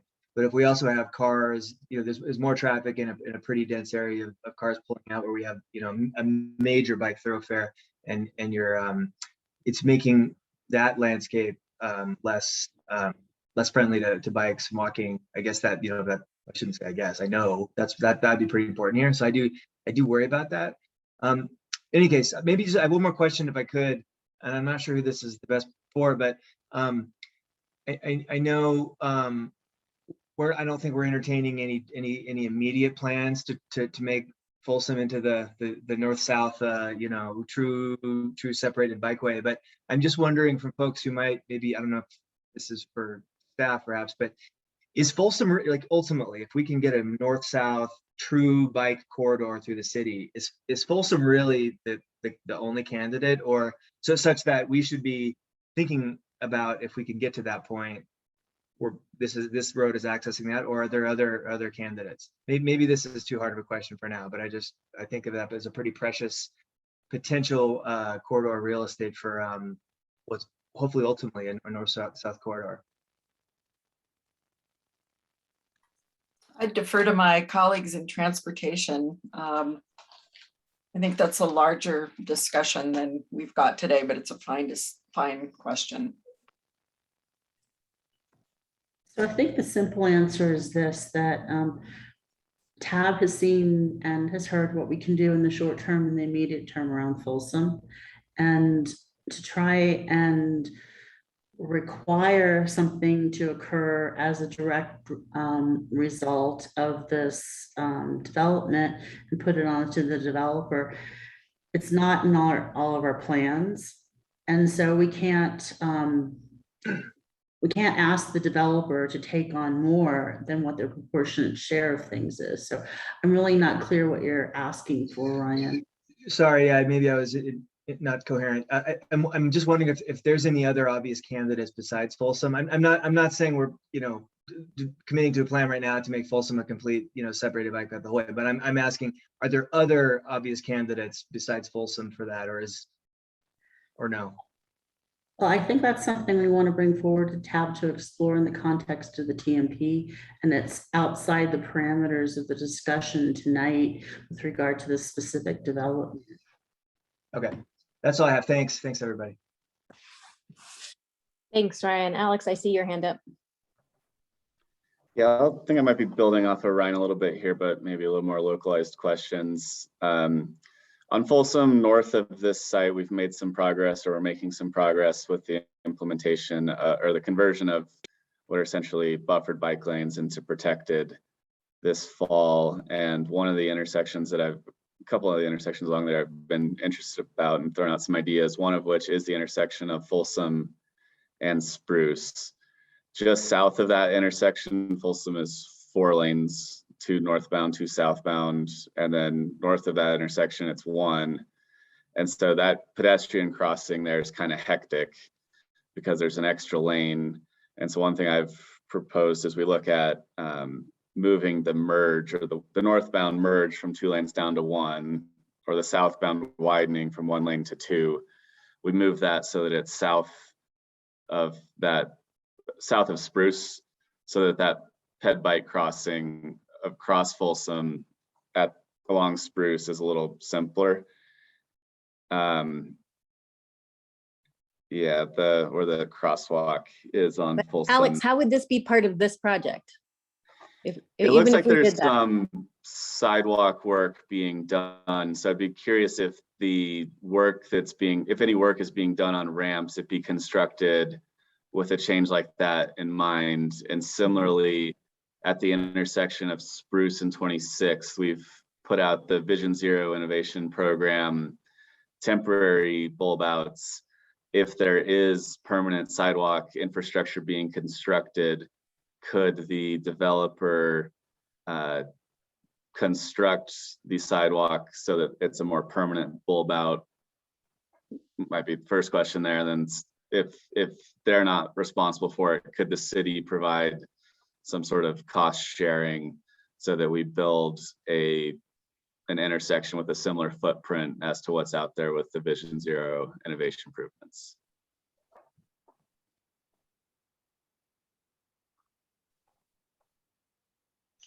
We are limited in terms of what we can require of a development, and we have to be able to show that the development is causing the need, and they're directly then responding to mitigate the situations they've created. So if there are existing conditions that we're trying to modify or change, those really can't be put onto a requirement of a specific development application. Now, that being said, if we are making modifications, which we are assured are in our plan, we've adopted some kind of a change, they would be required to build any new infrastructure to meet what those new standards are, again, presuming they're adopted, something that we've said, this is now what applies here. So there may be opportunity with the intersection there at 26th and Spruce, if that was to be seen as something that the curb extension was permanent and we had a standard behind it and they were rebuilding it because they were impacting the overall area. But the ability to modify Folsom, which they actually don't have direct frontage on, is not going to be present in this project. Thanks, Edward. Okay. Keelan, can I chime in? Yes. Well, Alex, are you done? Yeah, I guess the intersection of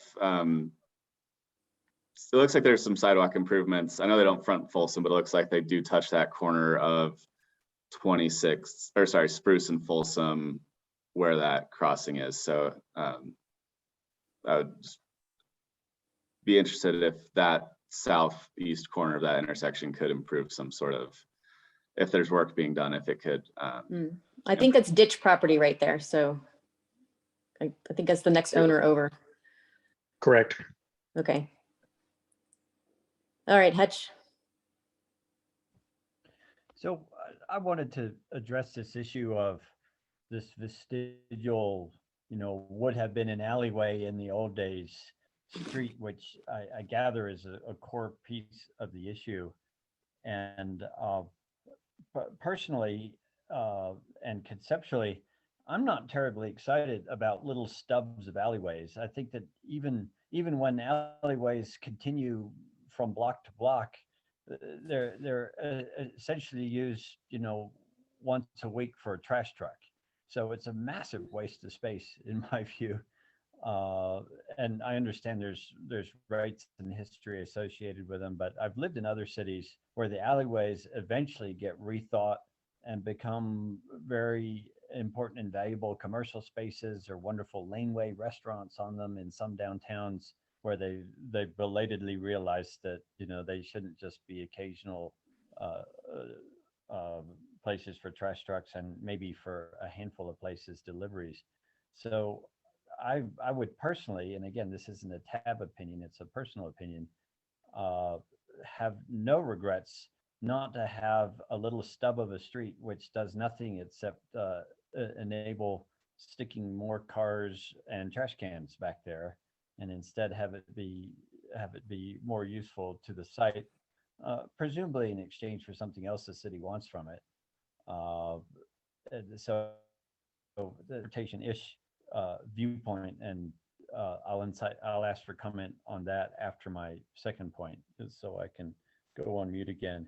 The second point, it's always very important to us to think about parking, and we're not in charge of how much parking gets attached to projects like that, but we're the ones that measure, how many cars get used, how and where, and parking, particularly underground parking, which I'm not sure if this is or isn't, adds a very significant amount of expense to buildings. So I would love to get more detailed commentary from Ali, and hi Ali, actually, I do, we have met and it's delightful to see you here. I'd love to get more thinking about parking, what it's driven by, whether there are numbers that you have to hit because of a planning construct, and where it might be. Does it have to be ultra convenient, high end, right underneath people's houses, or can it be in some other part of the site? Does that get the public purpose something? So those are the two areas I'd love any comments back from my fellow members or from our visitors. So I'm going to just jump in and note that as of right now, my recollection is, at least on this project, is there's a small parking reduction requested, but oftentimes we've seen, particularly in these transit-rich context or pedestrian and bike-rich context, that there's support from planning board and council to do parking reductions. And so to the extent that the applicant could consider that, you know, odds are in this particular context, it would have some merit depending on the transportation demand management plan again. I hope that answers your question. And I also was just gonna, while I have the floor, suggest that we take a look at the key issue that we've provided to the board, if there's no other specific questions. I do have some questions. I haven't had my turn yet. And one of them was sort of following on to Hutch's last about the parking. There is glacial, but movement in the right direction to move away from the parking minimums that we have on the books right now to parking maximums. Am I correct in assuming that that sort of movement won't happen before site review for this project? And so it would be another exception to the rule that makes sense in this case, but despite it being a very opportune place to have less parking than we assume in the code, it's not going to be assumed that that's appropriate. Is that right? Yeah, that's probably correct. Charles Farrow may have more information about timing on parking code changes. I know they're on the work plan at some point, but Charles, do you have anything to add to that? Yeah, that's right. Our team will be beginning work once again on code changes for parking that relate to private property next year, but they won't be adopted, you know, prior to this project advancing. So they would be left to contend with what's on the books. Okay. It's good to hear that a reduction in parking would be likely supported by council and planning board. And it would definitely be embraced at this board as well. And so that should be a consideration for the applicant. I recognize that you're possibly giving away some imaginary marbles by building a road that connects to adjacent streets here, but maybe we can get you some of those marbles back if you don't have to build dedicated parking. And I would encourage thinking along those lines. I am, where did my questions go?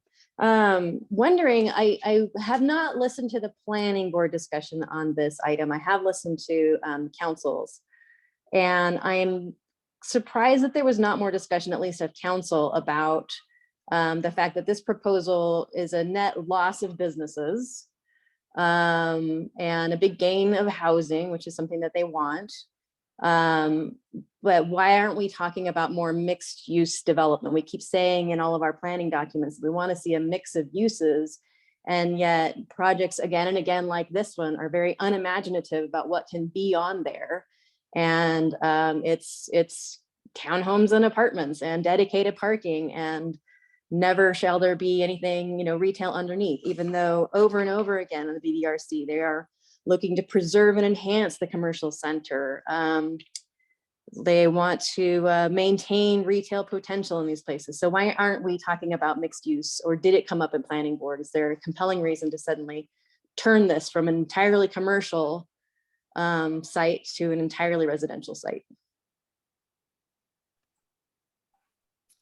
Well, I'll jump in from staff perspective, and maybe Ali has something to add, but there was a conversation at planning board about the fact that it's essentially a horizontal mix of uses in this context. In other words, just across the street is a deli and a grocery store, and there's even a fast food restaurant. And so to your point, a lot of projects in town, and we do want mixed use, have difficulty leasing spaces out that are smaller retail spaces. So not every project can have a mix of uses per se with a coffee shop. And so it was discussed the significant amount of retail and office and other types of uses that are in the context, and it probably factors into several 100,000, maybe close to 1 million square feet of retail and office in this context. So one of the things that did come up about this site, however, in that regard, is that there is an existing building that was built in the early 70s. And it's kind of a cool building that we did have an evaluation and architectural inventory completed that indicated that it's kind of a cool and unique style.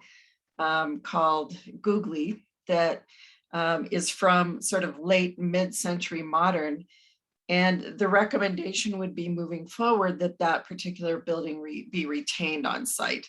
And if it is retained on site, maybe it would make a good opportunity for some non-residential uses. However, and this is important to note too, is in the call-up consideration discussion by council, it was just a very brief discussion because of course the next conversation is going to be a full concept plan hearing where they consider those types of key issues. But there was actually some suggestions that maybe that building become residential as well. So I think the main emphasis was that this be a residential site and that it's okay to be a residential site given the amount of other mixes of uses that are nearby. And in fact, the comp plan land use designation for this site is for mixed residential. And then Ollie, I don't know if you have anything to add from your perspective on how you chose the uses. Well, we started out, Tila, to be honest, to look at the site as 100% residential. And then as we got into it and staff started to look at the site, they recommended through a third party that this building on the corner, the northeast corner of the site, be saved because of its historic significance to the city. And we came to embrace it as a good part of the site to maintain, to keep. And so that will remain as commercial. If we get to do the project, then that will remain as commercial for the long term. And internally with the team, we have talked about is it possible to have some level of commercial beyond that building as well. We're still not sure where we're going to land, and we're waiting for your judgment on this issue of the alley, as well as council on call-up on November 30th to understand what the physical parameters will be for us to design to. And at that point, then maybe there'll be room for including additional smaller commercial spaces as well. And I don't know, Elaine, I think is absolutely right that there's so much commercial nearby, but maybe there's room for other spaces that could be used by, small, people that need smaller spaces. So we'll certainly look at that as a possibility as well. Okay, thank you. I appreciate that. And I did see you react when I denigrated it as unimaginative. I meant no offense. I'm sure that you have the capacity to make it beautiful. But I do want to see us striking out in different directions than what we've tried before as a city, as a community. And I am mindful that, converting this parcel to all residential makes the CrossFit studio and the thrift store unavailable and further away from the neighborhood that flanks the whole, site to the north and the west. And so it's making, in some small degree, those outerlying areas less walkable or destinations that are desirable slightly farther away. It's nibbling at the margins, but it's not it's not so small that we should just assume that it's negligible. That's all I was trying to get at. I think that is all I have for the questions at the moment, because we do still have to do the public hearing. And so, Elaine, you wanted to pull up the list of what we should be thinking about, but we can't neglect that we have members of the public who may want to weigh in, and this is an appropriate time to open up a public hearing for anyone who wants to speak to Tab about this project.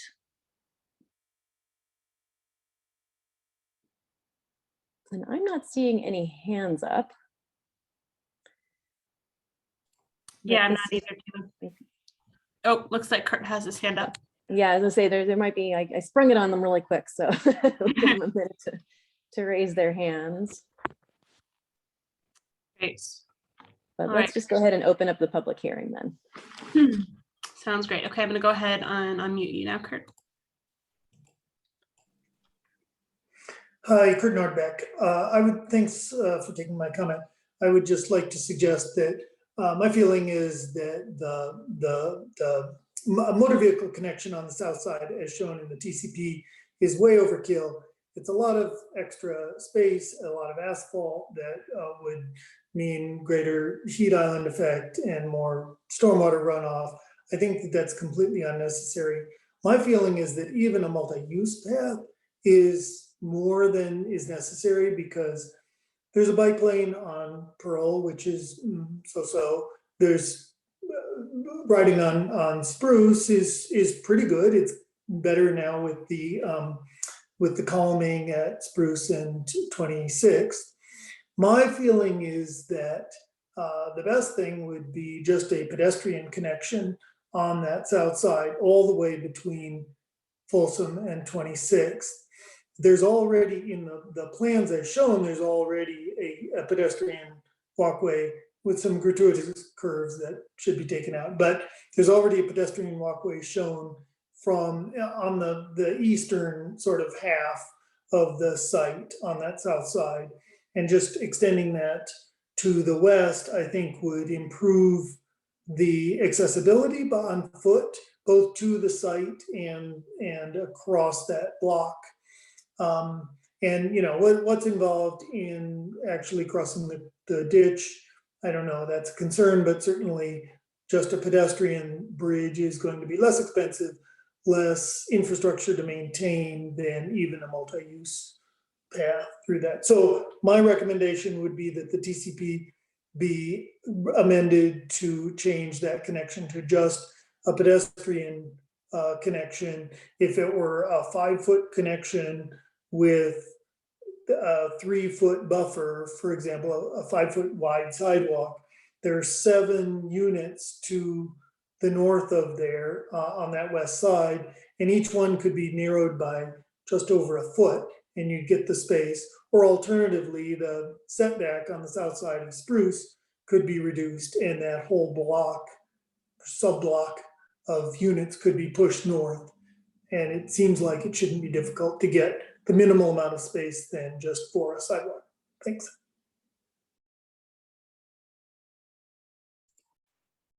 Great, thanks, Kurt. All right, next up we have Macon. Macon, I'm going to go ahead and unmute you now. Good evening, Tab. It's a pleasure to join you at this meeting tonight. I am coming before you to speak about this project as an advocate for housing.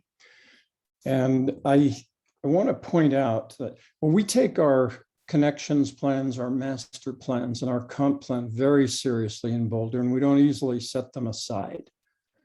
But in this case with the transportation connections plan, I want to point out it's nearly 20 years old. It's not quite as old as the Boulder Valley Regional Center guidelines, which are still in effect. They were adopted in 1998, but since 1998. Since then, we've had the whole redevelopment of 29th Street in a way that was quite different, consistent with the guidelines, but represented a real departure from them. And then we've had this accelerating housing crisis that we face now. And so I advocate that you eliminate that TCP connection. Such a connection east to west makes a lot of sense in the next block to the east. You can see it as that connection goes in front of Good Times and then the Natural Grocer and on down to the corner there where you've got FedEx and the running store. But it really makes no sense to this project if it's going to be 100% or near 100% residential. Because the city council, because a new city council is going to have this project on concept plan for review on November 30th, you're really speaking to the council, because on site review, this is unlikely to come back to you unless the council makes a special assignment again. And I hope that, but what the council hears from you is going to be important, and they can tell the staff and the developer what they should be focusing on, what their goals should be as the plan looks forward. Your ability to impact this plan is really at its zenith, and so too is council's, because Ali and his group have not spent hundreds of thousands of dollars yet on design. So I'm hopeful that you will urge the council to eliminate that TCP connection. But also, I think, Tila, your comment about parking was very much on point. You can urge the staff and the applicant go for aggressive parking reductions with a good TDM plan here. And finally, I would say, I think that you can comment to council on the fact that phase 1 is anticipating 14 24 to 2,600 square foot units, which by the time they're put up for sale are going to be $2.5 to $3 million units. We don't need more multi-million-dollar units in this town. We need more housing. So finally, don't forget that if you say we don't need this travel lane, you're enabling 9 more units on that site, which is very important. But thank you so much. And I want to tip my hat to the whole board, because it's been some time since I've seen a board that is so mindful, thoughtful, and focused in your questions and your consideration of the last agenda item and this one as well. I am really impressed. And thank you, Megan. Yeah, thank you. I appreciate it. Mhm. I know I hated to cut him off right when it was getting good there at the end. 3 minutes is 3 minutes. All right, that's all I see, Tila. That's all I see as well. Thank you, Jenny. Thanks again, people at large, for being here, helping us out. We're going to turn now to tab discussion. I do think it makes sense to at least have some initial reactions to the questions that staff has asked us to consider. Should the plan be changed? It's basically, should the secondary street plan sort of be enforced, or should we change the plan? And if we agree that the plan should be changed, how should it be changed? Just kind of, I think, the best way to summarize what the questions are. And I'm gonna go straw polling again, just on whether we agree that the secondary street plan as planned in the TCP, should it stay as it is, or should it change? Can I get a thumbs up, keep it just as planned, or should there be some change? Thumbs up, thumb down. I'm just asking for a quick straw poll to see if we need to even talk about what's there. I believe that some change is necessary. Mark wants to talk. Yes. I'm sorry. It was just to clarify. I am thumbs down on the internal street. I am thumbs up on changing the TCP. Okay. The question got kind of mixed for me. Sorry. Okay. So that's what I'm interested in hearing about. So I'm with you, Mark, and it looks like Alex is as well. I can't see Ryan in this view. Ryan is should it change? Same what Mark said, yeah. Okay, excellent. And then I think Hutch was also nodding at that. Okay, so that's helpful. And then I think we should probably talk about our thoughts about why or what to do. And I'm happy to do this in order. I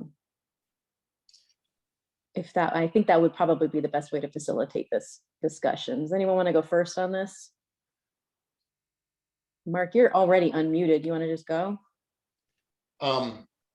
So I think we just answered questions 1 and 2, because the second question is, should the TCP be modified through the process to eliminate the secondary street plan? So we just said yes to the TCP being modified, and then thumbs down on number 1. So the third question,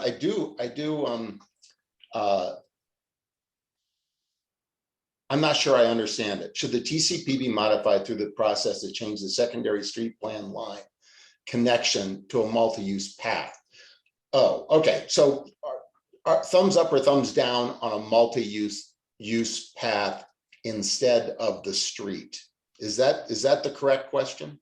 No, that's so I think we all agreed that the secondary street plan as envisioned in the TCP wrong in some way. It's either in the wrong place or it's doing the wrong thing or we don't need it.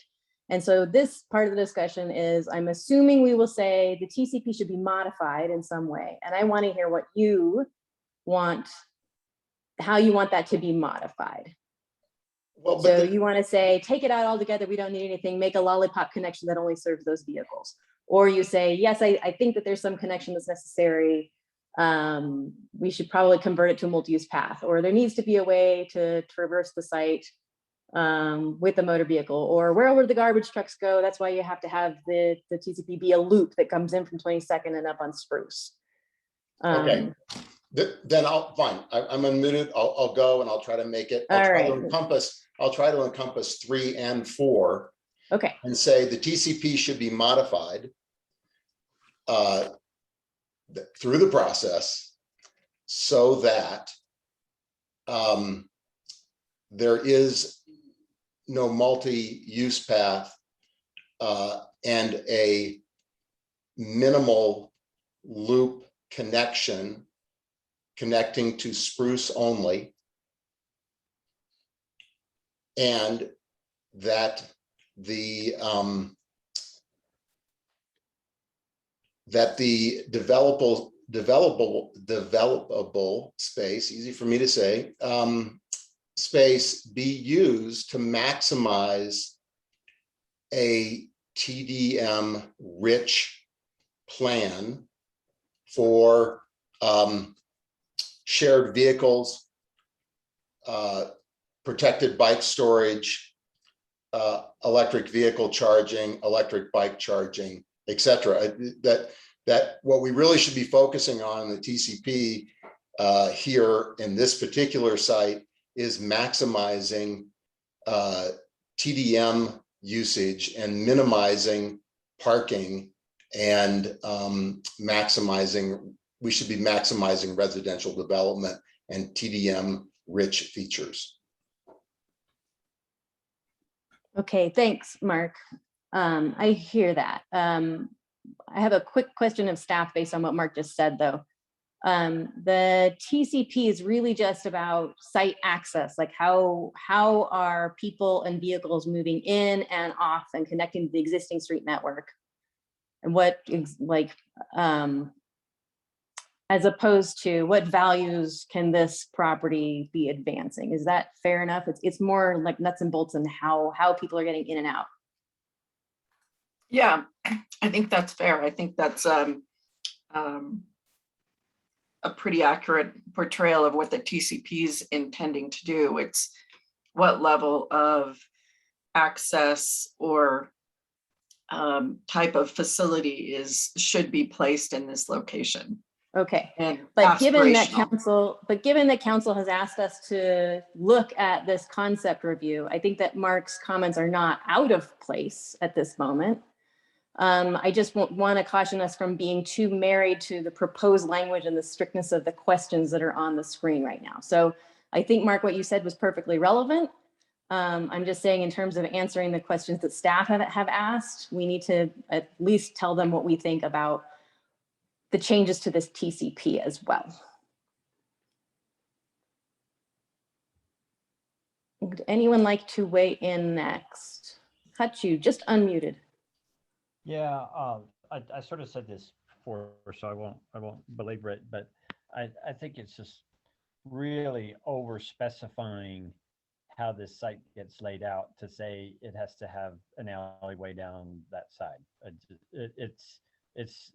It's to me, it's car friendly, it's not people friendly, it's not bicycle friendly, it's not really access friendly. It might or might not be trash truck friendly. And frankly, I don't think we should build streets just for trash trucks anyway.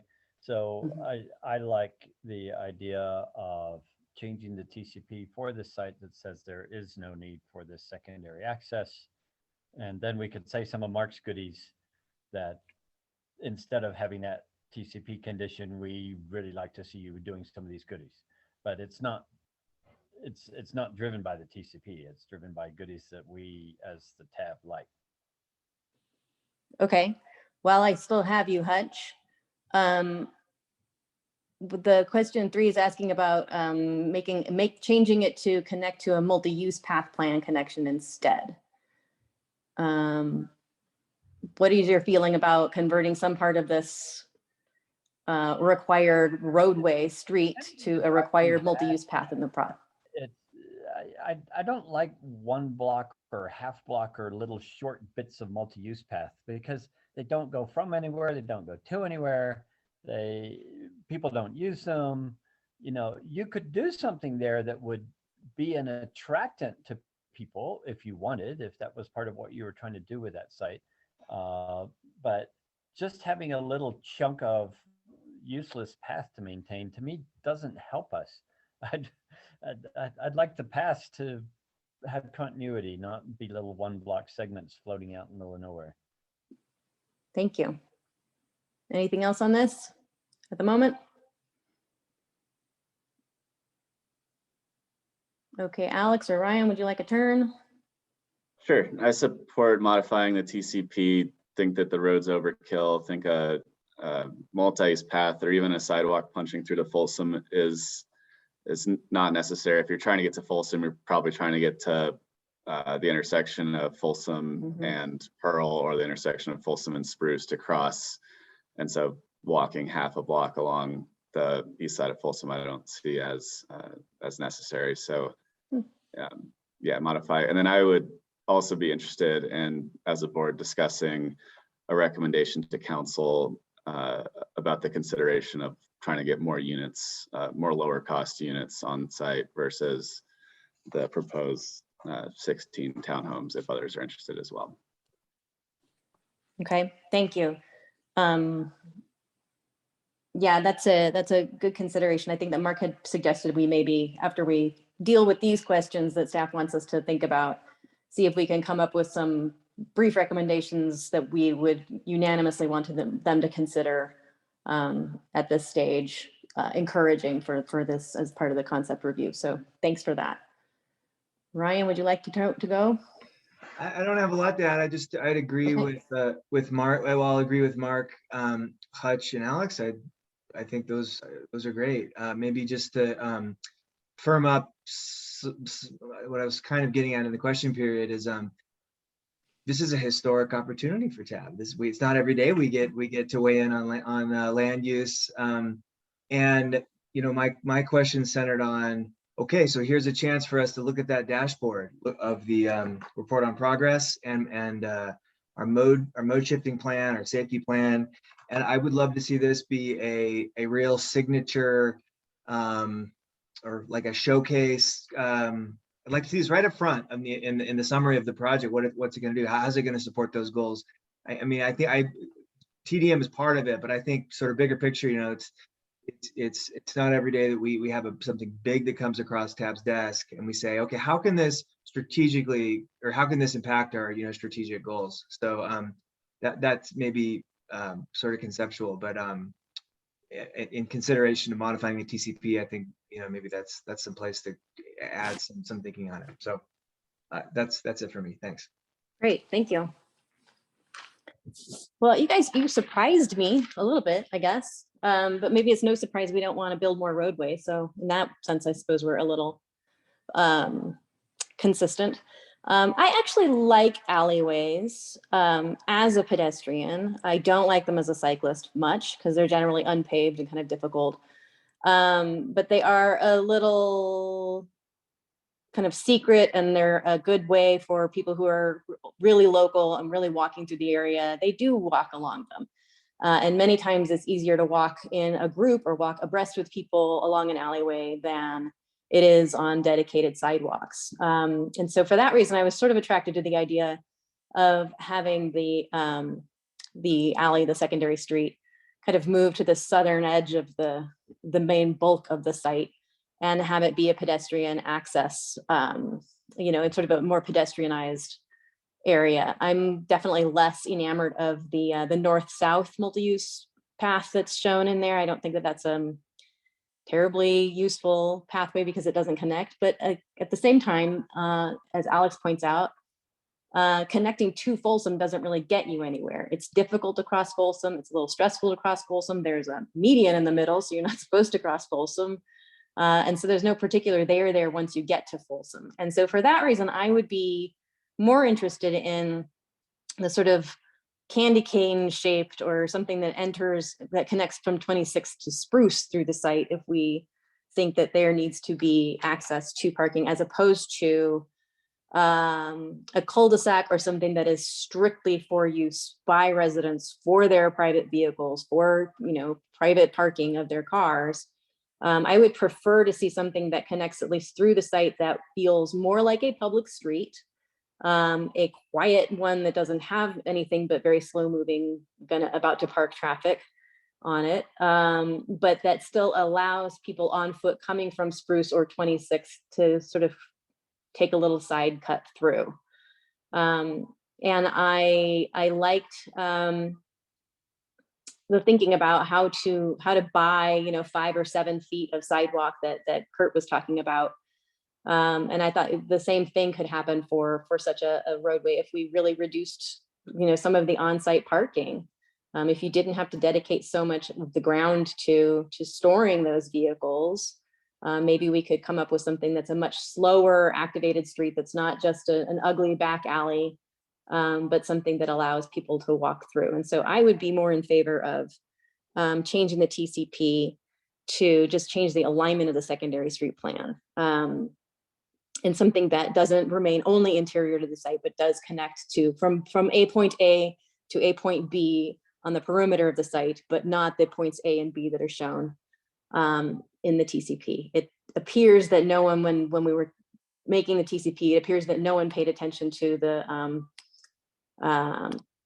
alignment of the ditch right there, and that the ditch was taking up most of the frontage along Folsom and presents its own problems. So that's sort of where I would come out. I'm not sure at this stage whether you need a motion. We did have a public hearing, and so TAB can act this evening in the form of a motion if we choose to. I'm not sure if staff is needing that in order to encourage the applicant to, I believe the applicant has to apply to amend the TCP. Is that correct? That is correct. It would be part of the site review process itself. Yeah. And it's really just intended as feedback, and there's no motion that would be required of TAB. Okay. That's good to know. That being said, I would like to hear from my fellow board members about whether you feel like you would like to make a motion or craft a motion, whether on the TCP modification or on just to have something and TAB's first concept review weigh in, to have it be more sort of tangible and substantive than just feedback relayed back from staff to council. Also curious if any members want to react to anything that they've heard, as I was kind of going one by one to our thoughts on what to change and how, because we definitely weren't completely aligned on why.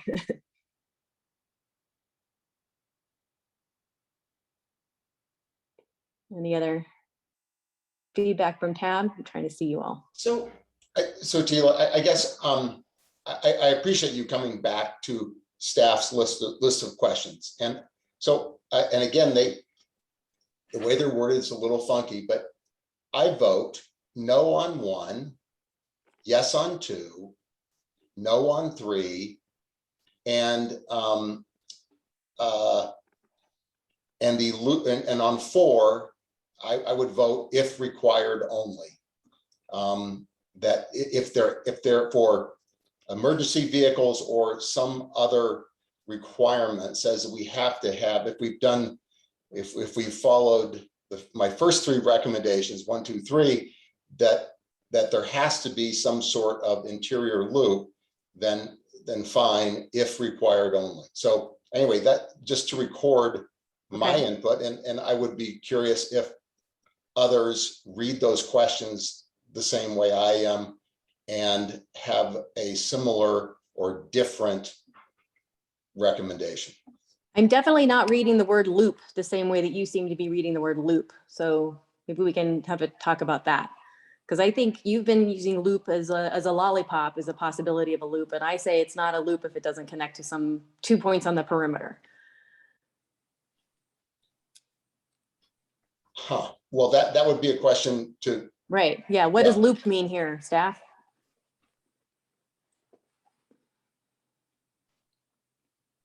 Sorry, looking for the unmute button. Honestly, it was putting out there an alternative. It's not intended as to be something that would direct you to a certain outcome. It's literally posing the question, are there other alternatives besides having either a secondary road or a multi-use path, or eliminating it? So it's essentially just presenting a fourth option.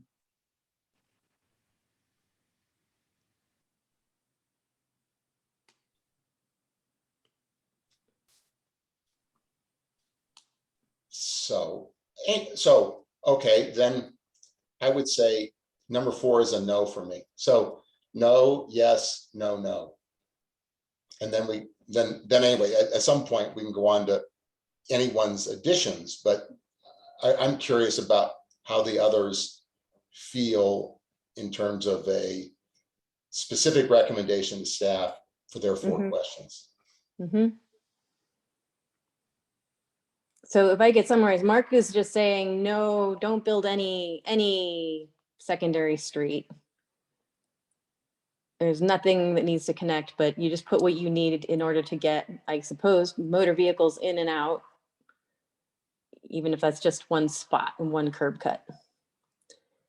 Alex, do you have a response or and I, by the way, I say I don't like that. I think that there should be some kind of through street and through connection other than just people driving to their parking spaces somewhere on site. Alex, curious. I'm in agreement with Mark and find it looks like the block is about 500 feet long, which is a hair long, but I think creating an internal passageway might not be all that well known and more of just residential access. And so I see there being more benefit to maximizing the buildable footprint of the site versus sneaking a multi-use path or alleyway between a parking lot and the backside of private residences. Okay. I don't know, I mean, there are requirements and I don't know them very well, but there are open space requirements per, unit of housing as well. And so there may well be, space that's not roadway and still not buildable. And that would, to me, be an adequate and an appropriate place to have some kind of pedestrian or, smaller, non-motorized thoroughfare planned into that. And so I don't want our suggestions to say you don't need to do anything just because we don't want you to build a road. I guess that's it could be like an internal courtyard too, though, right? That's probably true. Yeah. Okay. Ryan. So Teal, your concern, if I get it right, is simply that you want to allow there to be at least pedestrian access somehow through the kind of middle of it. Don't block it all off so that it's this, the entire perimeter is, you can't walk through it. All right, I'm looking for some sensible permeability, yes. But not just for the sake of having permeability through to Folsom, because I agree with Alex, there's almost nowhere on the site that makes sense that you want to be dumped out on Folsom. So I'm trying to direct people where they would want to go. And are you okay with just walking access, pedestrian access? I am okay with just walking access. I don't see the need to put more vehicles. And I agree with the analysis that said it. If you put them on Folsom, it would be right in, right out only. So every vehicle trip will have to be a round trip around the block at some point. Yeah. Okay. I mean, I don't know. It seems to me, I don't know the right how to optimize for it. It seems like the developer would have a good sense of things like, would adding pedestrian access reduce or limit the buildability in terms of actual housing units? I'd be nervous about limiting in that way, but otherwise, I don't know that I feel really strongly. I mean, I generally think that, yeah, limiting to one access point for motor vehicles makes sense. And then if, sure, add permeability if that doesn't get in the way of the rest. But I don't know if I'm saying like, okay, this has to be that way. So. Okay, Alex, you want to chime in? Is the site plan showing a sidewalk on that east side? And is that something that, Teal, are you advocating that we go wider than the sidewalk depicted there, or would that sidewalk be sufficient on the south side of the site?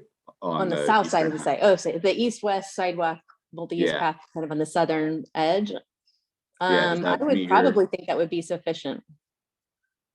I agree.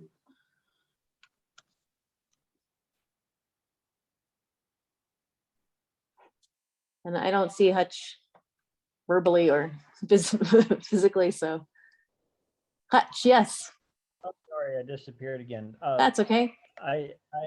My votes overlap perfectly with Mark's.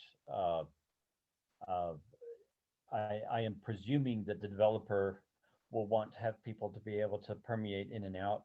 I have a hard time thinking that anyone's going to just randomly want to walk through there. There's a park across the street. There's a parking lot on one side. There's a handful of houses, including commercial areas north of it. It's purely commercial south of it. I don't know where our pedestrians come from, and therefore having a highly pedestrianized one block size flow area to me is a bit too much. I like Tila's idea about, you know, making sure it's not just some walled fortress, but I don't know. I think that TCP is way too crude a mechanism for that, and it's better for Ali and his colleagues to think about how to make sure that their residents can walk in and out, because that means somebody else can walk in and out too. Right. Okay. Well, what's the feeling of the group about making this a little more official and making a motion? We can, but we don't have to. Mark? No, no worries. Like, you're still muted.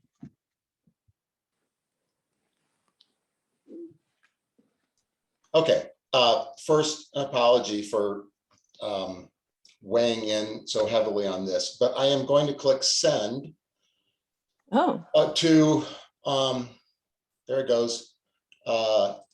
Excuse any spelling errors. On just a quick motion language that we provide the feedback 1, 2, 3, 4. I just added number 5.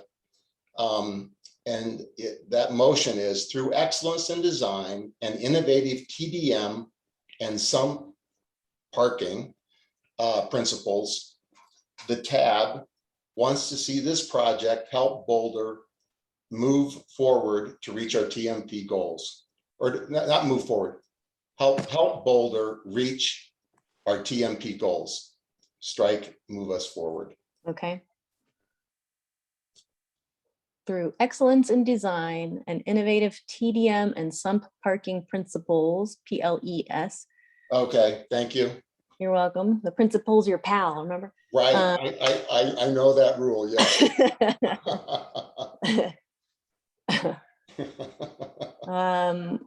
I would say instead of the tab wants to see this project help Boulder reach our TMP goals, I would probably say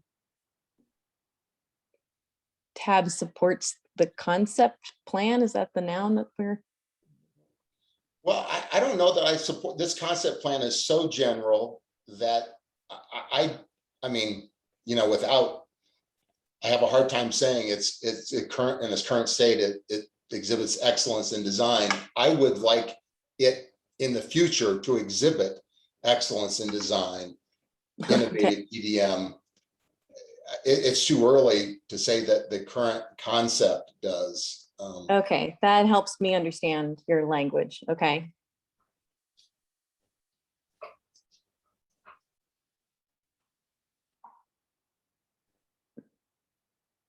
Any thoughts from anyone else? You look like maybe we're all typing. I don't know.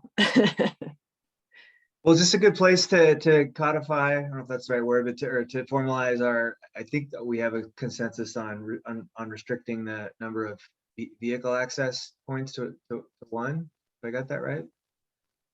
Or am I over specifying at this point? I think you're probably correct. So Till you run into the safety guys.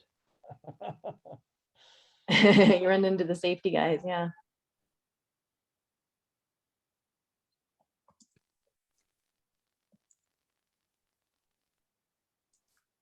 All right.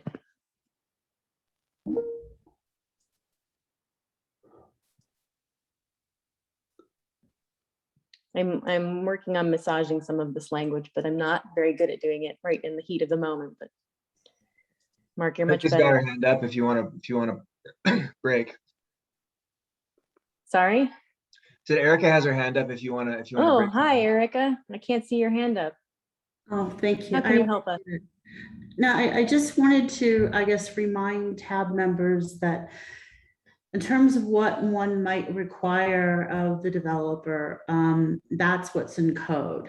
And so what's in code right now, or what, the level set is what is in the current, concept plan and, with the connections plan.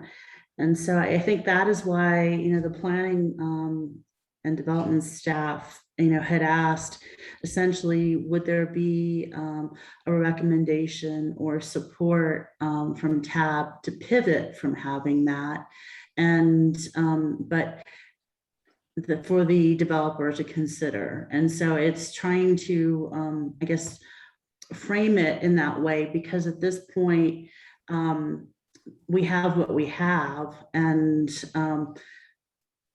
Mark, don't die, but I agree with you in terms of, in terms of we can do better in the future, but we have what we have right now. And so I think just trying to really focus in on that, which is why the staff had asked the questions the way they had. And you can express your sentiments, certainly, and your recommendations, but really it's trying to look what a pivot might be if this requirement, were to be something different. Yep. That is helpful. So what I'm drafting a reply, but I've written something completely new. But I think we're trying to get a consensus of what we want to see. But I'm trying to frame it as answering the questions that staff had asked us to consider on that slide. And so I'm trying to say that TAB supports amending the TCP to support this development of 2504 Spruce, I hope that's the right address, with amendments to eliminate the planned secondary street connection in an effort to sort of emphasize other development priorities. And then we can list what other development priorities we want to see.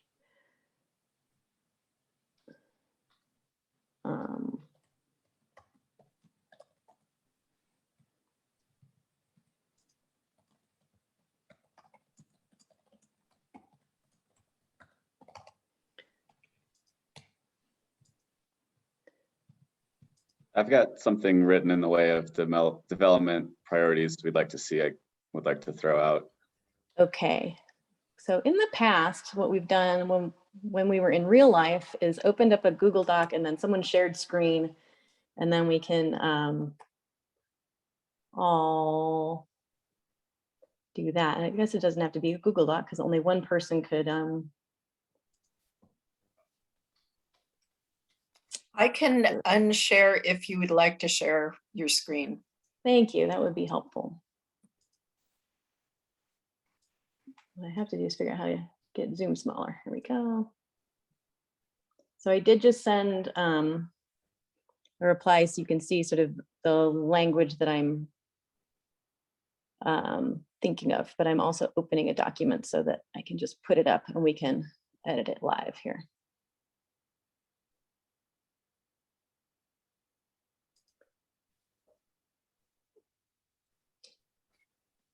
Okay.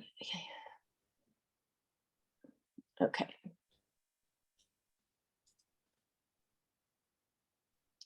Share screen. I appreciate your patience here. Where's my share screen option?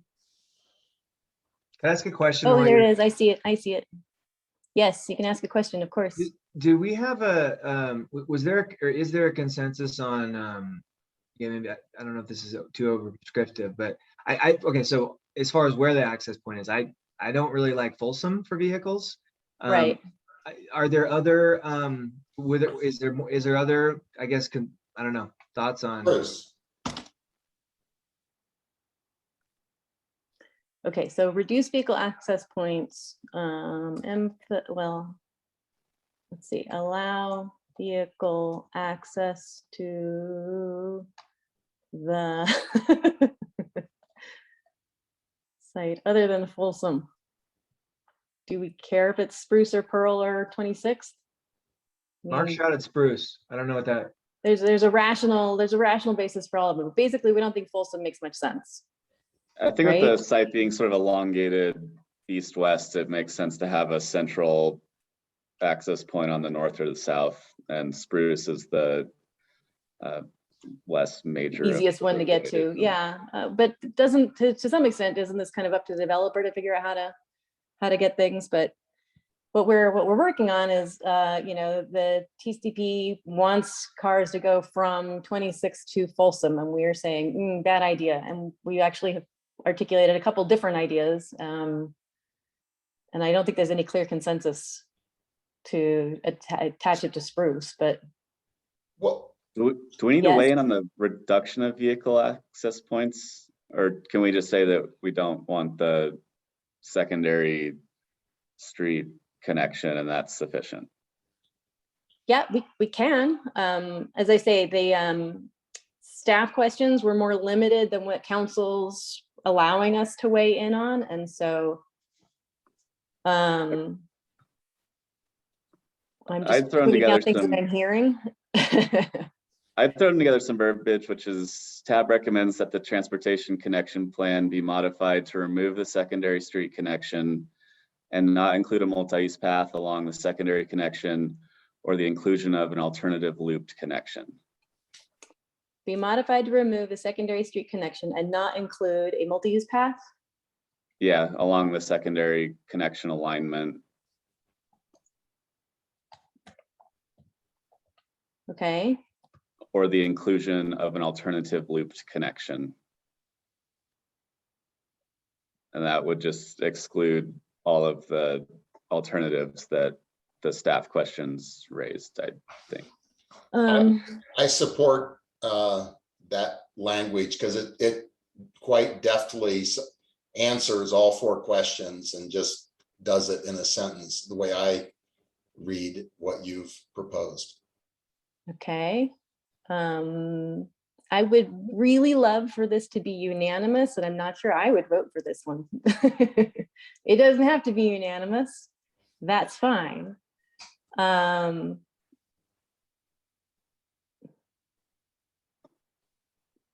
I see what Mark's saying. It's answering the other questions. But I think that Elaine was pretty clear. They were just kind of throwing out other possibilities and trying to introduce other possibilities. So I don't know that those are the only possibilities. And again, to the extent that this is just concept review, I don't want to be overly prescriptive in what we're envisioning here. Because the basic question is, here's the rules. The rules say there needs to be an alley built between 26th and Folsom. Can we change that rule? And that's, yes, we would support changing that rule. For what purpose and to exactly where? I'm not even sure it's appropriate at concept review. But I do want to also fold in some of the other ideas that we were saying. Like I would love to have some mention of supporting mixed retail, make more mixed use and not just residential. Some of us have said we want to see more units and more affordable units, and to try to push that. I'm sorry, I just want to interrupt. I think that I agree, we can weigh in the next sentence on TDM, on commercial. I have a comment on height, but okay. I'm getting to, I mean, I think Alex's simple sentence gets us to providing concise feedback that was requested.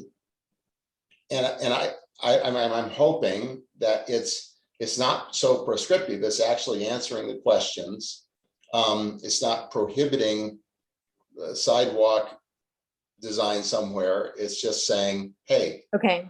Anyway, so I would propose that, yeah, I would love to see, I would concur with you, that I'd love to see us unanimously agree on Alex's sentence, and then we go down and we can add my sentence that I sent a second time, or yours regarding mixed use or whatever. But okay, I would like to see us nail this one down and then be able to move on. Well said. So the highlighted language, do I have it roughly right, Alex? What's on my screen and it's highlighted?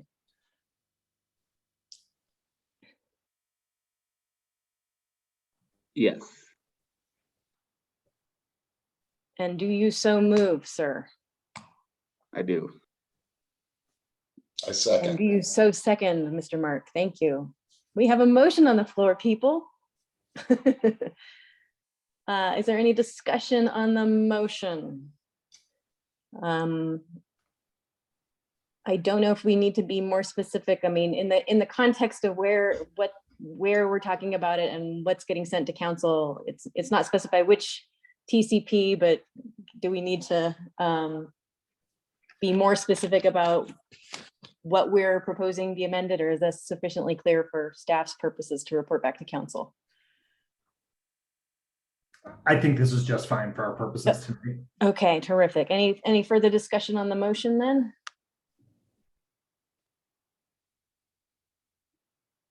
I'll entertain a vote on the motion. Oh, Alex, yes. Are we gonna have multiple motions, or? Very likely, yes. And so I think that's what Mark was saying, like we can agree on this language, and if there's something else that fits in, good, but this is answering the main questions that staff wanted us to touch on this evening. So let's just put that to bed for now. Okay. Okay. Erica came on camera, but she's not unmuted, so I think she's just eating popcorn and watching the show. All right. I will entertain a vote on the motion. All in favor? 1, 2, 3, 4, 5. It's unanimously approved. Good job, Tab. Meredith, do you need me to email this language to you, or can you grab it? I'll copy it and email it anyway. Okay. Mark, you had an idea about further feedback to give council, and you emailed us more language. I revised. It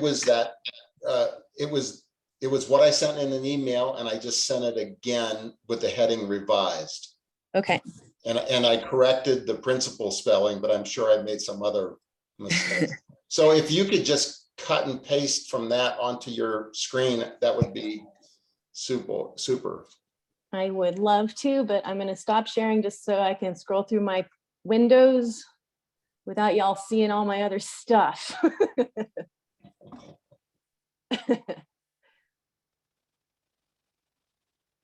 I see it.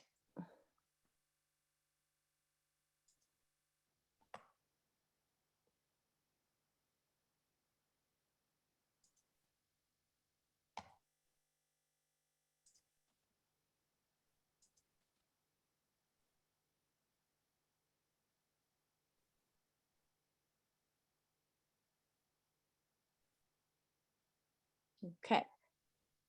So Mark has just added, I'm just going to highlight this and move it down.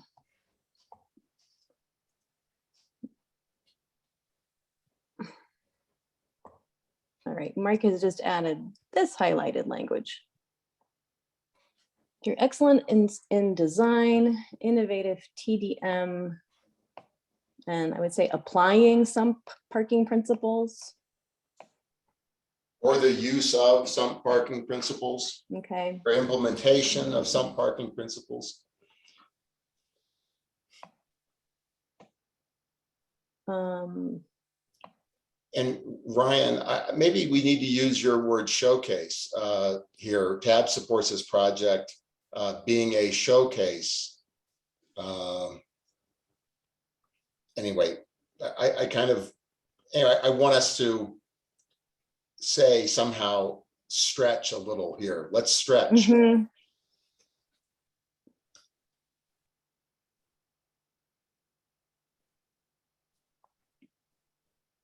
Ryan, go ahead. Yeah, agreed. Permission granted to use my words. Yeah, no, I think this is I'm not sure the right language, but just that this, you know, beyond TDM per se, we have goals. We have TMP goals, and Right, well, this should. Sorry. I'm sorry, just the last, reach our TMP goals. Okay. Yeah. But Catch I'm up. totally interested in any way to edit this to make it stronger. Right.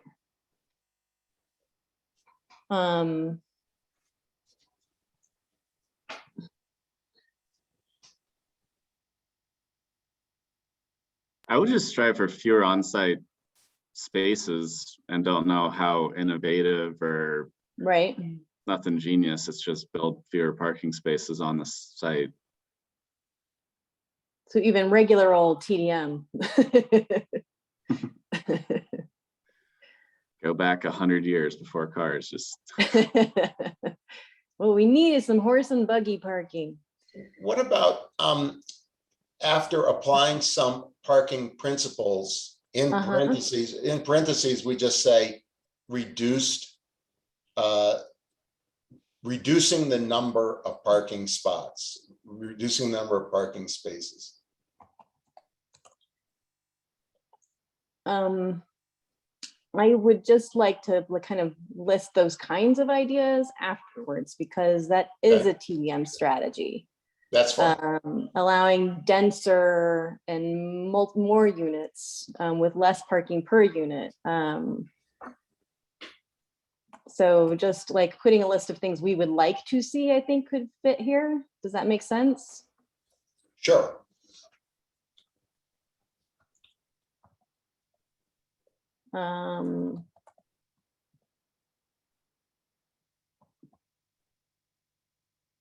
I drafted something about the housing that with my understanding of the phasing of this, I would like to be considered.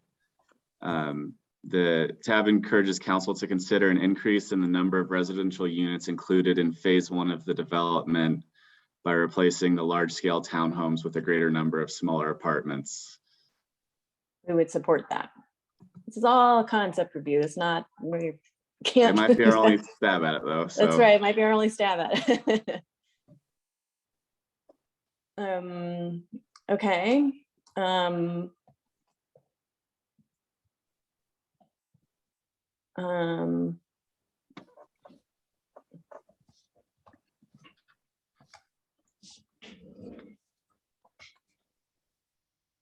It sounded like you had that written down, and so I'm ignoring you for the moment so I can just get a couple of more thoughts in, and then I'm going to ask you to repeat that. Okay, Alex? Cool. Because we talked about reducing parking requirements, including more housing units on the site. Mixed use. We're missing a big one. What are we missing? Height. Height. What do you, well, yeah, but you've just said the word height. What are you thinking here? Well, and this is maybe a question for Ollie. Based on what I've seen so far, I assume that everything on the site is 35 feet or less. Is that correct? That's correct. And is that because you don't think you would survive the process to to build taller than 35 feet at 50 or something? No, we started out with 35 feet because that was prescribed in the zoning code. At planning board, they actually recognize the value of allowing a 4th floor. So they did make that as part of their recommendation, is to add a 4th floor to free up the volume on the site to be able to add more units and or larger units. Well, I would support, and again, this is up to us to see if we, up to us as a board to see if we all agree on this.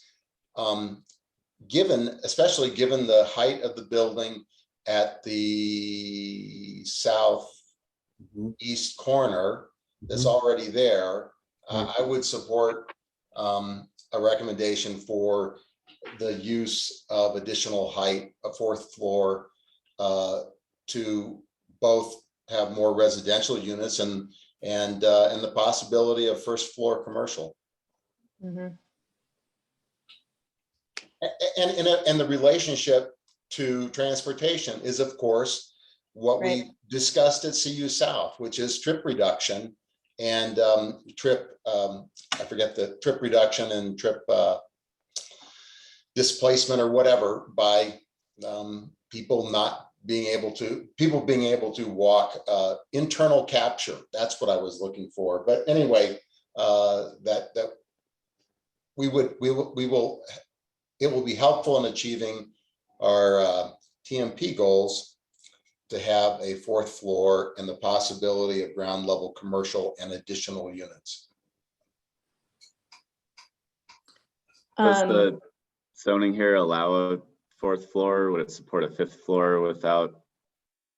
Well, it's a 40-foot structure on Pearl and 26th, right? Yes, that office building is 4 stories. It's 4 stories, yeah. And the curved roof elements on top actually break into what could have been a four and a half floor or fifth floor. If the zoning supports a fifth floor, I'd entertain that on this site. It is possible to modify height through the site review process in this location. So that's something that Ali could consider as he advances on through the process. So if you're Ali, if you're going through site review one way or the other, correct? That's correct, yes. Yeah, okay. So I just threw in allowing taller buildings in our laundry list of things. Fine.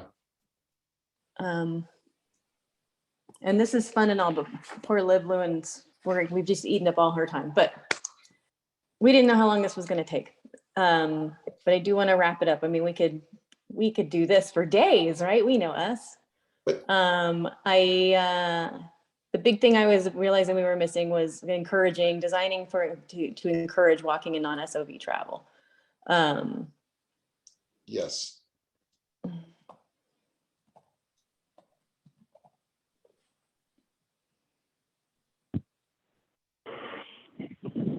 In terms of wrapping this up, I'm liking this just fine.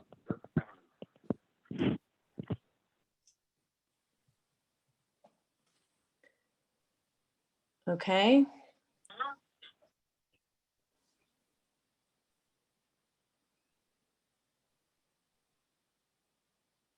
Would there be any opposition to specifying fewer townhouses, more smaller apartments, a little more specificity there? My understanding is that phase 1 of the redevelopment will be the west portion first and include the sizable townhomes. I'd support that. So it's not just about, doing away with that secondary connection, and that leaves enough room for the additional 14,000 square feet, 9 units, but the composition of the units as well. Okay.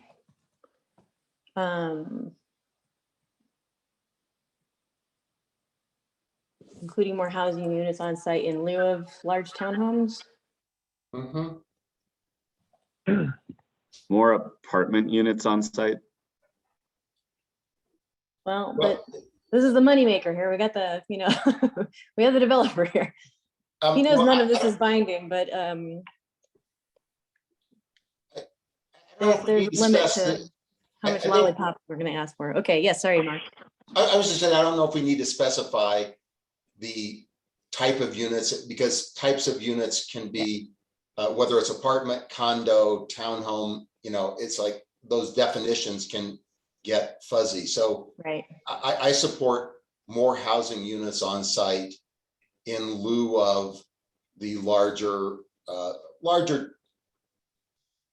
The larger residences on the west side. We don't care where they are. Right, no, He moves the in lieu- larger I'm townhomes to referring 26th to, Street. fine, you can just say in lieu of the larger townhomes. I'm fine with this as well. Yeah, okay. Just one question for my colleagues. Is there anything, if you imagine Folsom as a potential top candidate for a future corridor, more solid bike corridor, is there anything on that we're saying about that here, or is this more or less we've accomplished supporting that as an option? Yeah, I think it's pretty clear that because of the ditch and the other property owner, I mean, this site doesn't touch Folsom. It's really near Folsom. But we could maybe, encourage a connection to Folsom across the ditch. But for a variety of reasons that we've talked about tonight, it doesn't make a whole lot of sense to do that for this. I agree. Okay. Okay, so what I have up on my screen is proposed language that someone's going to take credit for, unless there's further modifications or discussions, and then I do want to close this off and move on. My one thing, I'm probably in the minority on this, is I live really close to here. There are 7 grocery stores, a Target, a few dozen restaurants, this, that, and the other thing.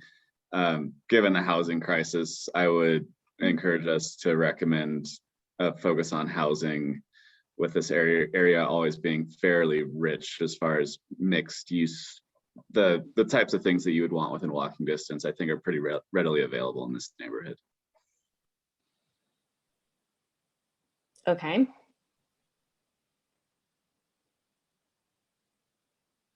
Do you want me to take mixed use out, or are you going to be okay if I leave it in? I would be okay with it in because there's a lot of other good stuff here, but would prefer it not. I think that you've made a good case that even if this particular site is all residential, it still counts as mixed use. And I think that's what Elaine was getting to about in context, it's mixed use.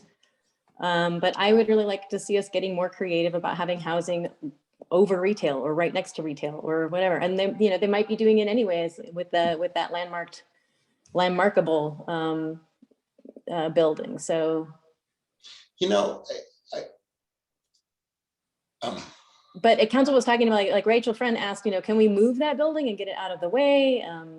They are going to ask Landmarks to come back and talk to them about equity concerns, about having landmark things stay there instead of building housing. And so, if leaving that building where it is and using it as commercial satisfies my itch to have more mixed and more innovative things, then that's I think giving council some direction about whether it stays or goes, or whether the whole thing gets raised to the ground so that we can put in all housing. It's all very early days, but I would like to see it as mixed as possible. I'm okay leaving it in. Okay.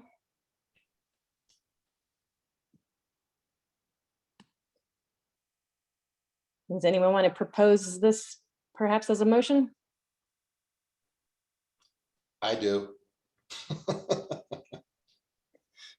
Mark McIntyre so moves. Got a second? Second. Ryan seconds. They're in cahoots. Any further discussion on the motion language now that it's an actual motion?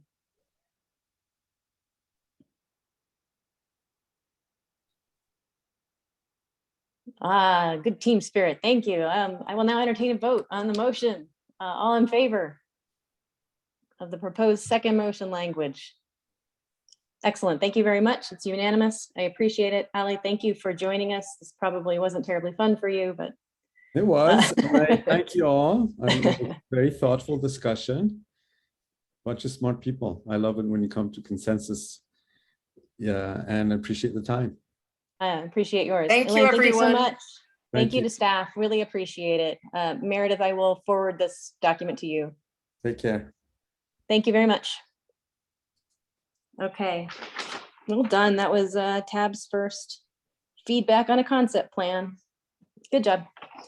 And Liv, thank you for waiting so long. We will now move to item 7, staff briefing and tab feedback on the Community Mobility Planning Initiative crossing treatments. And I will stop screen sharing. Great, thank you. Let's see here. I will get the presentation going. Here we go.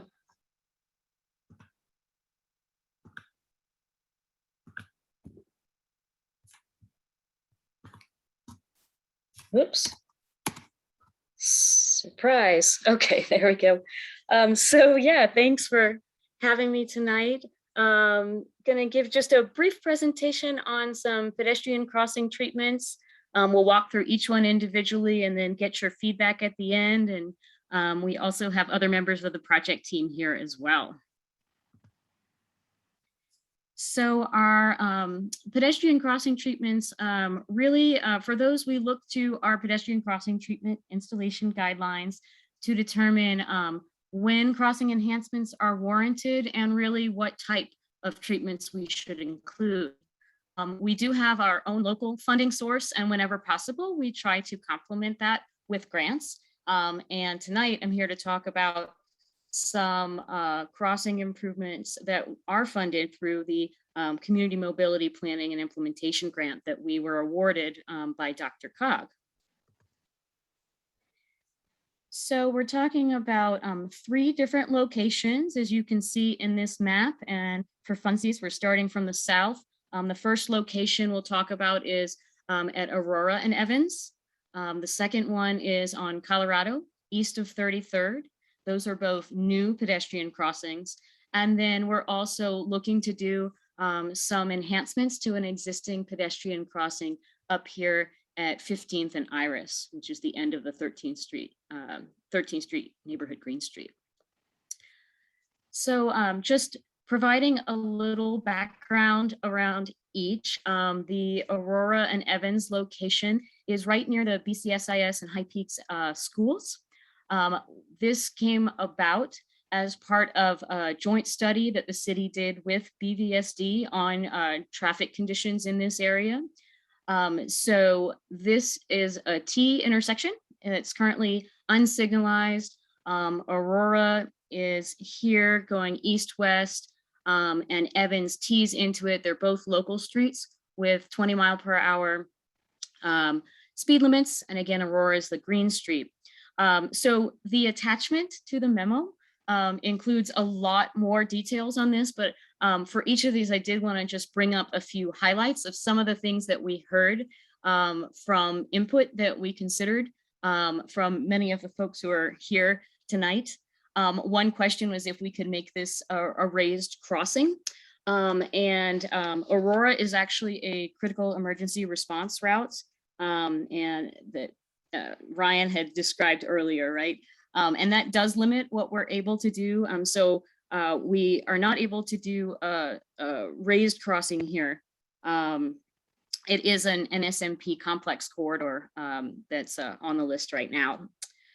One thing that we did do, actually, that you can see in this photo is a paint and post version of what will actually be built through this grant. So that was installed fairly recently and really emulates what you will see replaced in concrete, which I'll show you in just a moment. So this is a bird's eye view of what's being proposed at Aurora and Evans. Here's Aurora and here's Evans. We have a signed and marked crosswalk of Aurora, marked crosswalk at the stop sign at Evans with these curb extensions and upgraded ADA accessible ramps. And I do want to point out, these are narrow openings, but they were designed so that 2 vehicles can cross at the same time. And this is just another rendering of what we anticipate this looking like. Again, this is Aurora and this is Evans and this is looking west.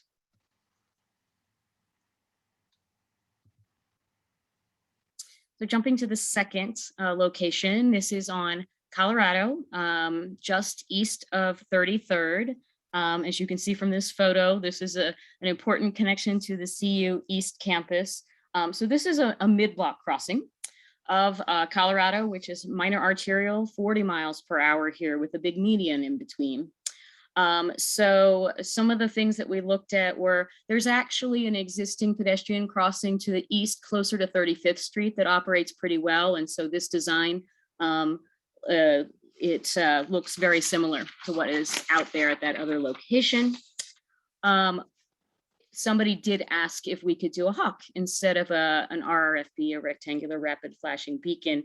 We did look into that.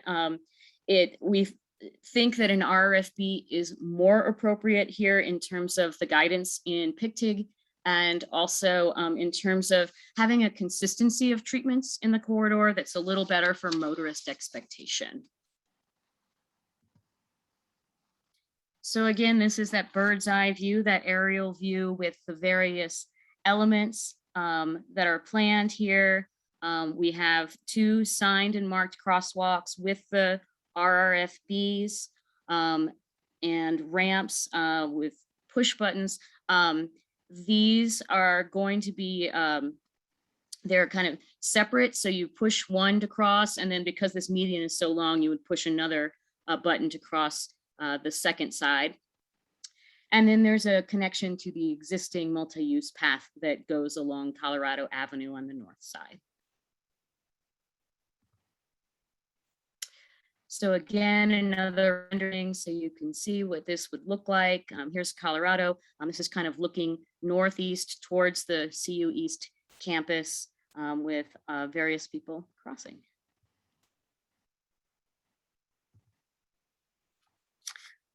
So then the third location is at 15th and Iris.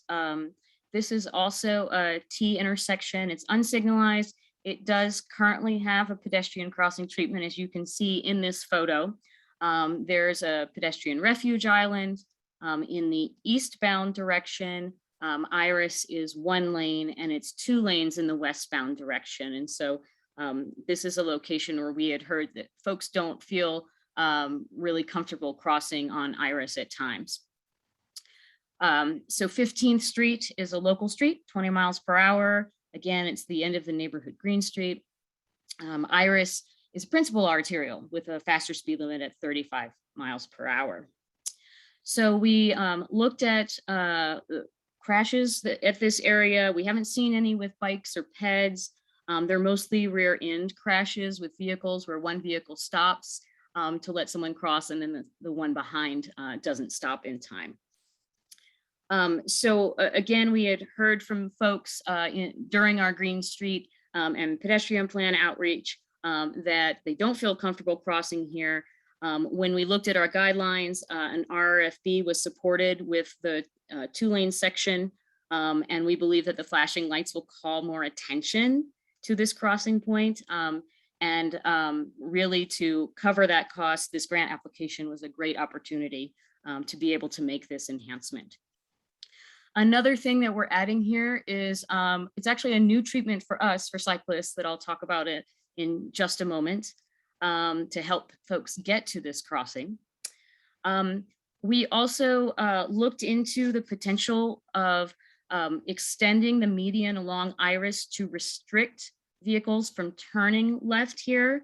And one of the things we were looking at was what kind of risk would there be for left turn conflict with people crossing, and based on the relatively low turning movements and the crossing volumes we're anticipating, staff decided that it did not make sense to extend the median to restrict those movements, but we did look into that.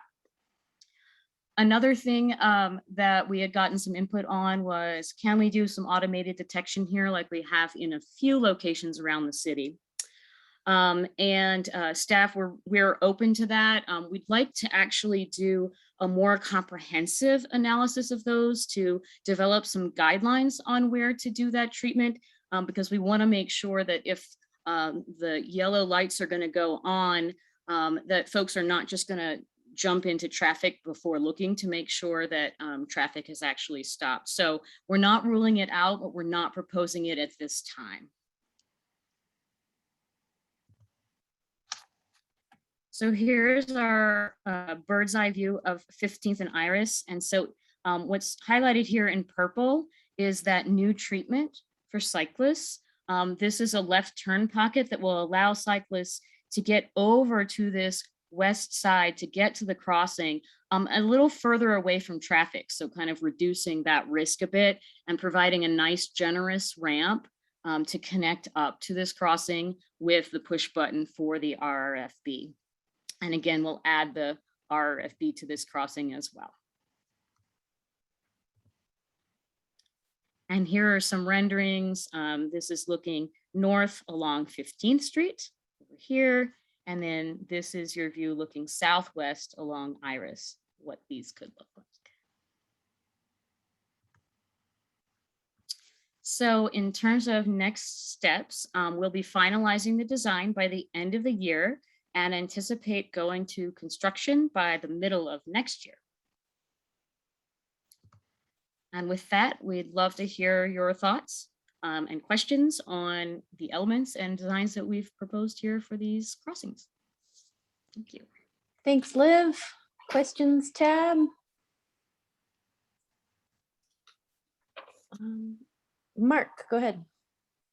So, of course, I'm going to ask about the 15th and Iris one. And in particular, anyway, I am really appreciative of this, this left turn pocket for the cyclist, because as someone that traverses this daily, the current condition is just so ridiculously awful that and I did not imagine what I'm seeing here. So I'm looking at this going, wow, that looks pretty cool.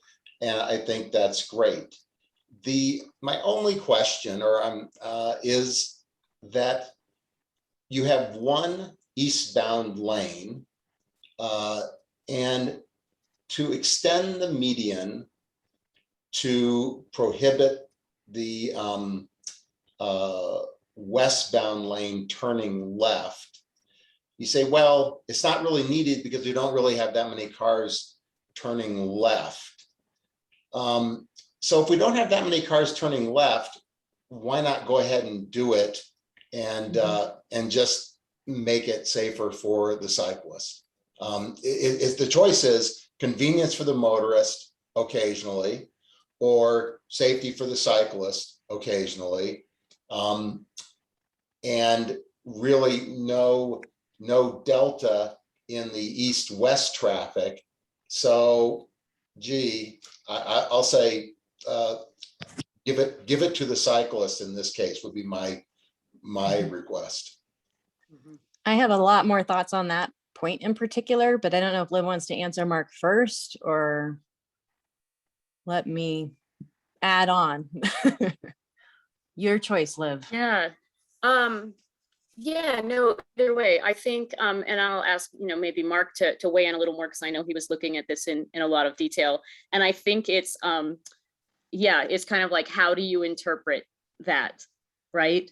Minimizing risk versus inconvenience of restricting it. I do believe that there may have been some cyclists turning left out as well, who would be impacted by that potentially, although they could potentially also use this crossing. So yeah, I would ask Mark to weigh in a little more on some of the thinking there. And Tila, I don't know if you want to go ahead and add your questions to that and we can come up with a more comprehensive response. Yeah, I think it does make sense for me to weigh in if that's okay, Mark.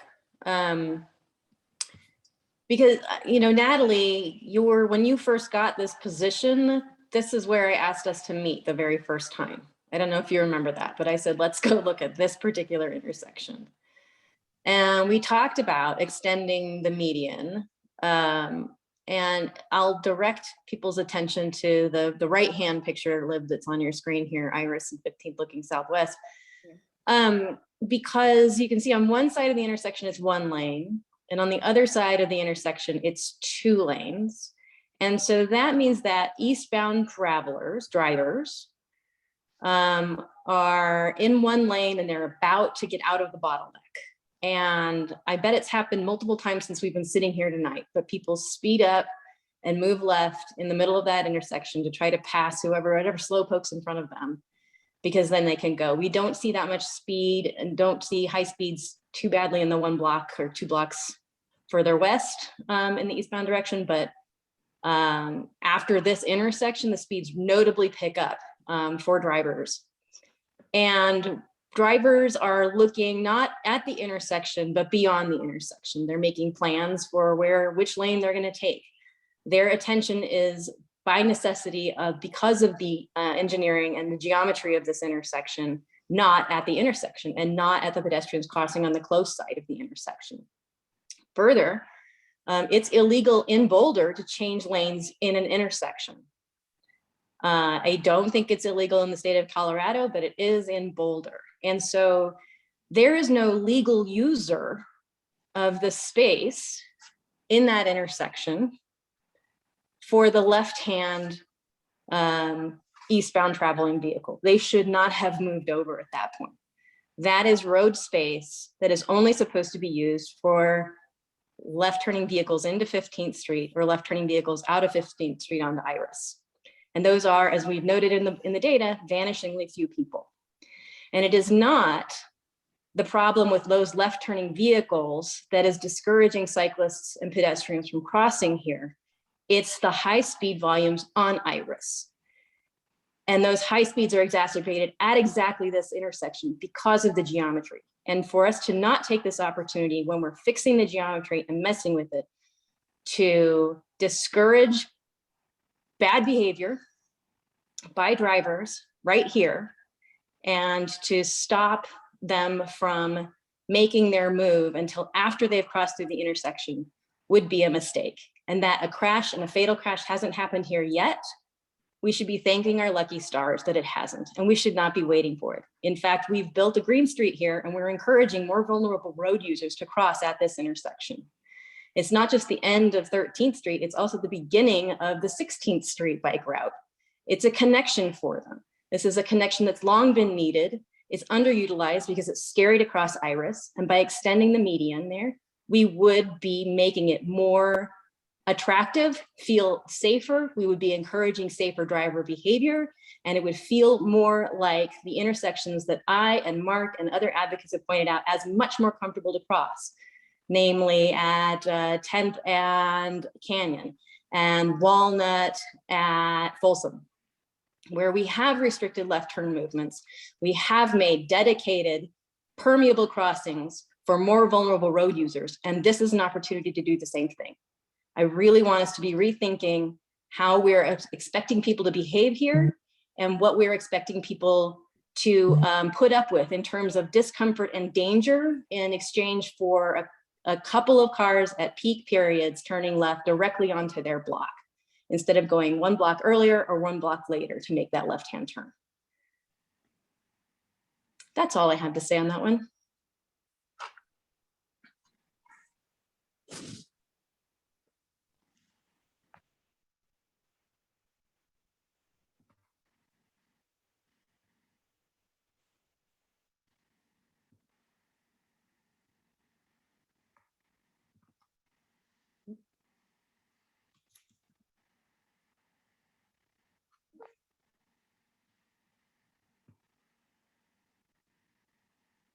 There's mine.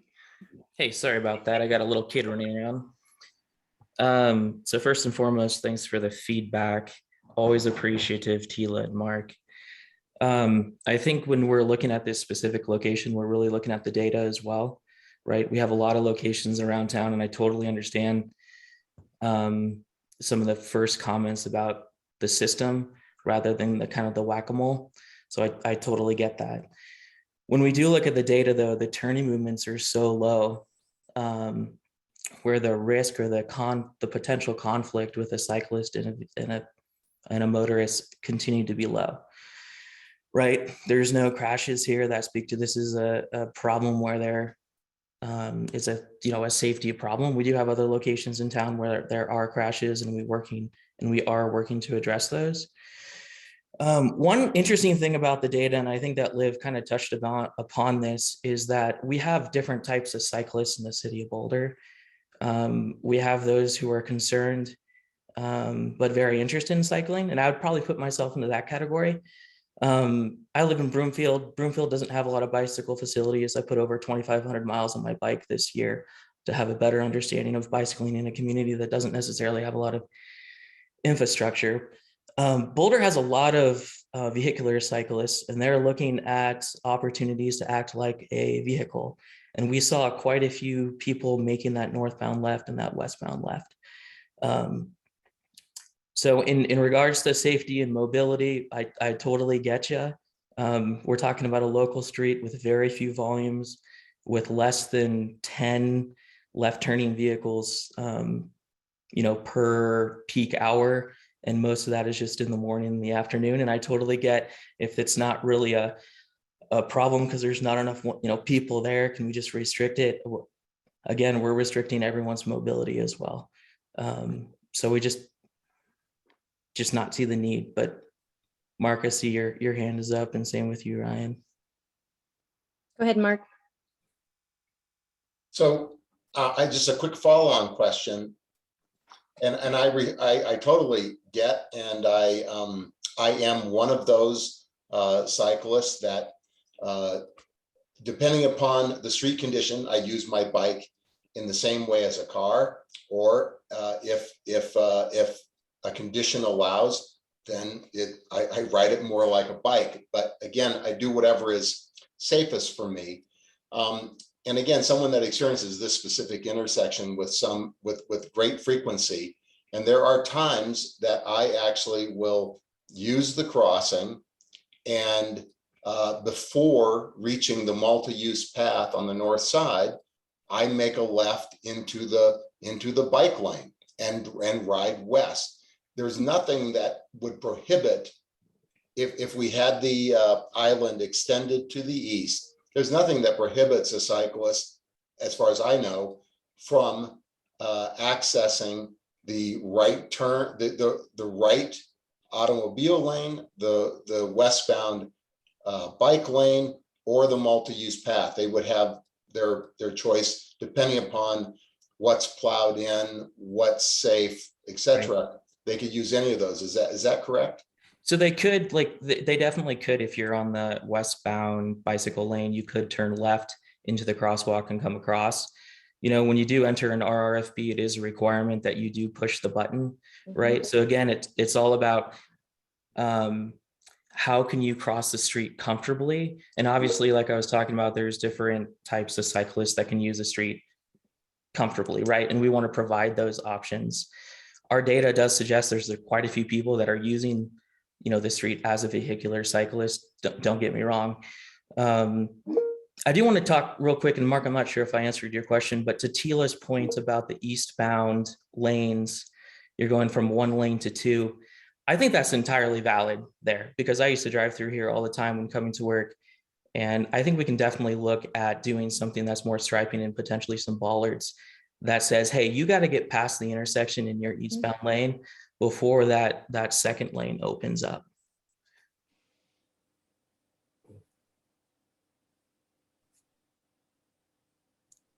Ryan, I see you got your hand up.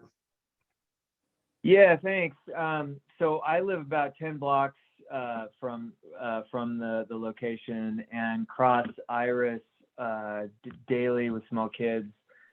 So I know pretty well, and I was captivated with Tila's telling because I thought she did a really good job. And I guess on the subject of data, what I think about here is you've got two elementary schools within a very short distance, a ball field literally adjacent to it, the whole Growing Gardens complex and North Boulder Rec Center, and then a ton of parks plus preschools all right around this. I mean, it's just crawling with kids.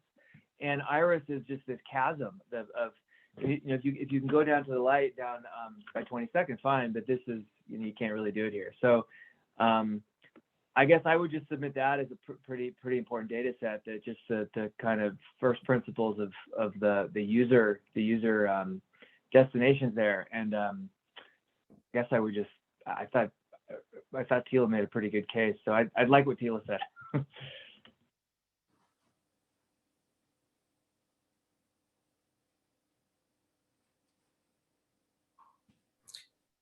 Yeah, and one thing maybe just to note here, and I see Alex, your hands up too, is we're adding a completely different pedestrian crossing treatments that have shown to be very effective in locations just like this on Iris.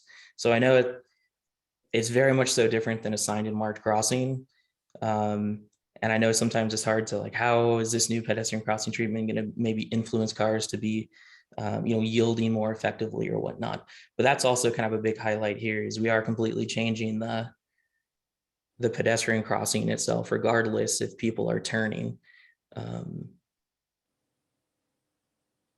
Alex? I was hit by a car a few blocks east of here last summer. And it was one of the few times I've walked along this street, but it was just, I think, so unfamiliar for someone exiting one of the driveways to be expecting anyone walking that they didn't look. And it's a very slow collision, absolutely no pain on my part, but ended up on the hood of a car. So up and down Iris, I think we need to change expectations, and we shouldn't be catering our infrastructure to the vehicular user, but to Ryan's family that lives off of Iris and needs to get to where they want to go. And this really could serve as a gateway towards what I think it's our first green street, and I think it'll always be one of our strongest ones, with such a need for a parallel running to Broadway, where we've prioritized automobiles and transit, and we need to put bikes somewhere, and 13th Street being a pretty natural place to turn to, given how straight and connected it is along the way. And so just would support the encouragement from my colleagues on TAB that we look at really making this a gateway and changing the tone as you enter this street, and explaining why 15th Street is different than 14th or 16th. This is really a place for people. And Alex, if I could just expand with you on that, do you see that gateway primarily being achieved by restricting vehicle access? Or like describe maybe a little bit kind of what— I think there'd be no greater access for a green street than restricted vehicle access and some greenery. Plant a tree where a car could go today, really change the environment and the function of that space. I think that is literally how you show that you prioritize walking and biking in this area at this intersection and across the street right here for people on foot or on bike over motor vehicle travel. It makes the intersection more obvious. It makes it more expected. You'll find the people we are encouraging there. It makes it look bigger, makes it look different, reins in driver behavior till after they've passed this intersection. And no one's really mentioning the connection with the bike infrastructure on 16th Street, but it's a connector for people. It's serving that way now, and we're not seeing crashes because most of the sensible people are scared off of crossing Iris in any possible way. I'm looking at the memo, and the goal for this crossing, it's missing a noun. I'm not quite sure what the noun is, but it's to enhance the existing signed and marked crossing, to increase driver yield and compliance, and establish a more efficient, comfortable something for pedestrians and cyclists. I think the RFB all by itself makes it a lot more visible and will probably improve yield and compliance. I'm thrilled to hear about an RFB. We've asked for it for years here, but this design does not enhance efficiency for a cyclist. It probably enhances their safety, but there are better things we can do that would be better. And I'm not asking you to dig up the whole thing and, plant a tree right now, but definitely take this opportunity to change the geometry throughout the entire intersection. And I'm not thinking of it as restricting left turning vehicles. I'm thinking of it as the main problem with making this crossing better and more efficient and more direct for cyclists back and forth is that they can't use that full intersection. It's that they can't cross, they can't stay on the right-hand lane where they're supposed to be in this left view looking north.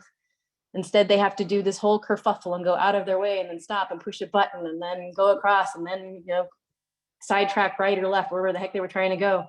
It's not more efficient. It's not better. We can do better than this. Yeah, so Tila, I definitely appreciate that feedback and kind of elaborating on your thoughts regarding the whole crossing and the intersection, the design and the function and things like that. I can tell you and I'll be totally transparent. I mean, to some degree, right? We did put together a grant that had a scope, right, back, I think in 2019, and we tried to put ourselves into an opportunity that would allow us to make some improvements here without necessarily being disregarded out of the scope because of potential costs, right? So we had some things or some constraints that we were looking at to try to get some funding, because we didn't have a ton of funding to do crossings here. And so we tried to be as creative as we could to get some of that funding. So I think you guys have a lot of great ideas. I think staff can look at this further. I think we can talk about, if there are improvements that are going to cost some more money, I can talk to some of the staff here to see if we can get that funding kind of reallocated to this location. Obviously, you guys are super passionate about this location. Most passionate I've seen you about any location that I've talked to you about. I'd love to talk to you about other locations so we don't come all the way to this point and suddenly this is the most important location to cross the street in Boulder. So I'd love to have some of those proactive conversations. And we could definitely go ahead. I think Mark was going to say something, but. No, well, thanks for that. Yeah, I mean, Yeah. This got presented to Community Cycles Advocacy Committee in July, and I've been asking for it to come to TAB since then. So I would love to have more proactive and earlier discussions. Right. But And- for us and to be, obviously- it feels like we're just ships in the night sometimes on this, and just to have not understood fundamentally what was behind the request to look at extending the intersection in a way that would restrict left turns there. The restricting left turns wasn't the point, but it was to facilitate better travel for the users that we were encouraging there. So I'm just disappointed that at this late stage, you guys have had this on paper for 3 or 4 months, and we're still not understanding where I'm thinking, where we're coming from. So Thanks, Tila, Natalie. Yeah, I just want to clarify, we're not like at a late stage. We're not past a point Okay. where we can go back and reconsider the design. Great. We were intentional about coming in October. So, there was work being done between the meeting with Community Cycles and now. And so we will, as Mark said, we'll go back and look at what we can do here. And we have through the next couple of months, we have until the end of the year to finalize this. Thank you. Yeah.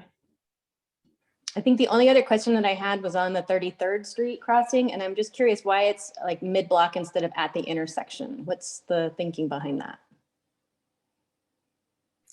I can answer that one real quick, Okay. Natalie. So one of the best places to place the pedestrian crossing treatment is at the location where pedestrians are actually crossing. So it can be very difficult to try to attract pedestrians to a location that's 100, 200 feet away. This is a location today, I'm not sure if you've seen it on Google Earth, if you've been there in person, but there's an incredible amount of students and just people in general crossing at this location. They've already created a path inside the median area. And so this is where everyone's crossing. When we do pedestrian crossing treatment studies, we do look kind of through a section of the corridor to see where people are actually crossing, and not a lot of people are crossing at 33rd. This is a highly focused crossing with hundreds of pedestrians crossing at this exact location. Not just because of the East Campus and the housing to the south, but there's also bus stops that are right there too. Okay. Interesting. Thanks. I was very curious because it looks like there's no there, and it looks like you're lining up with one apartment complex instead of another one, and I couldn't figure out why. So is there like a desire line dug into the median right now? You can see where people have been walking. Yeah. Thousands of people. And Yeah. that's interesting. All right, cool. Yeah, Thank you. exactly. Anything else, Tab? Mark, you've unmuted and raised your hand. Look at you. Yeah, I've debated saying this or not, but I'm just going to go ahead and say it.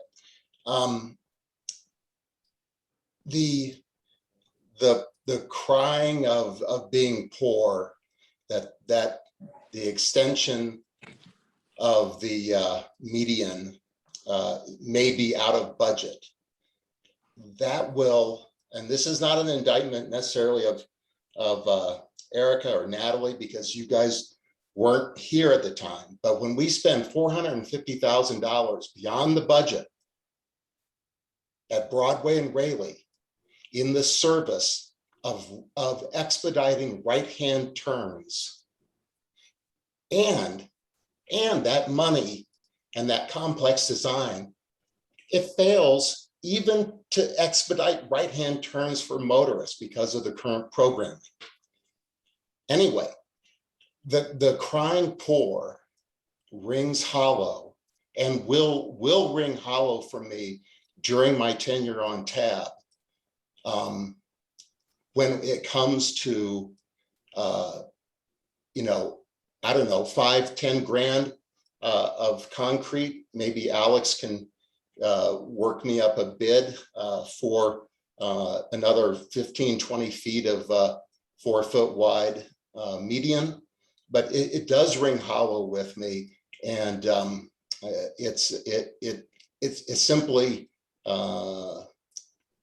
very low on my list of reasons, especially for a project that has been not on our radar for this year or whatever. It's been on our, it's been on the radar for the 4 years I've been on TAB, and I think before that. So anyway, I had to get that out.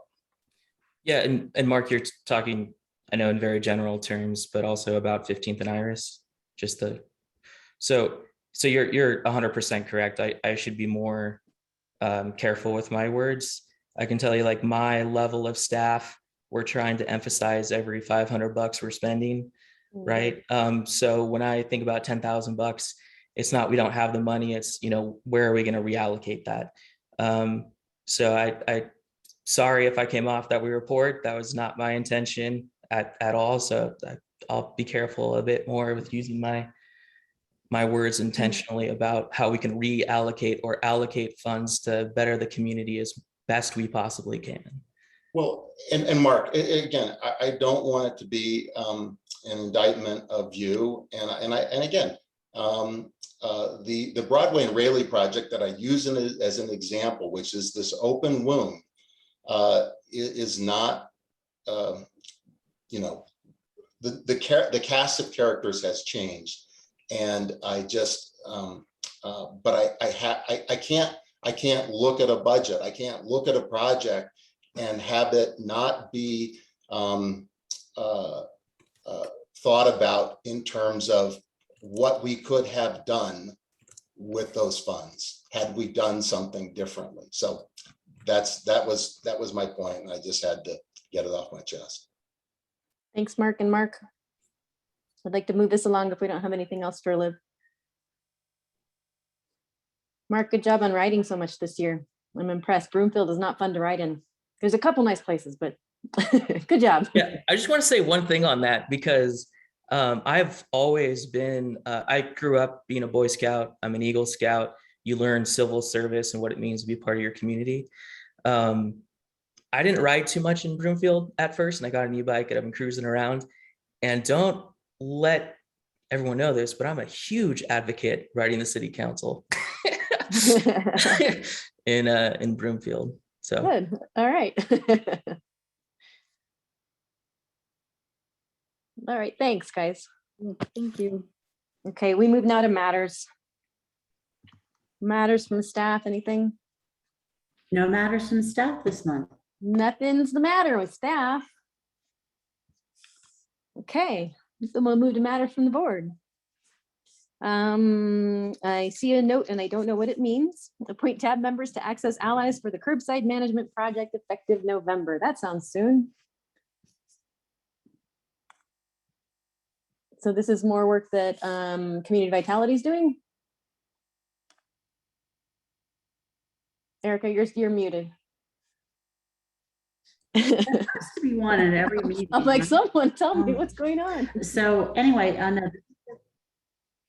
this is work that we're doing to deal with curbside management. And so, this also is part of the NAM study, but in doing this, we have an RFP that had gone out and so forth, and we would like to have a TAB member join us as part of an advisory committee group, whatever the right terminology is.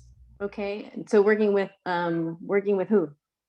Yeah, it's with transportation staff is leading and community vitality is supporting the work. Okay. And so it's the continuation of AMP's work, and that's why they're retaining the Access Allies naming. Okay. But they'll be focused on curbside management. They're all about their branding. Right. So Hutch was working with them before. Was it Hutch and Alex before? That's right. Yeah. And how long do you anticipate this work going on? It should be about 18 months. Yeah. Okay. Yes, Hutch. Well, I unmuted just because my term is up in March, so. Right, that's why I asked. Shouldn't be just me. Right. I'm definitely interested in curbside management. I'm sure a few of us are. Anyone want to join in on this? Alex, you're already part of it, right? Yes. Do you want to continue doing it, I suppose, is a fair question. I haven't been involved in a while now. I think Ryan took over my half of Access Allies.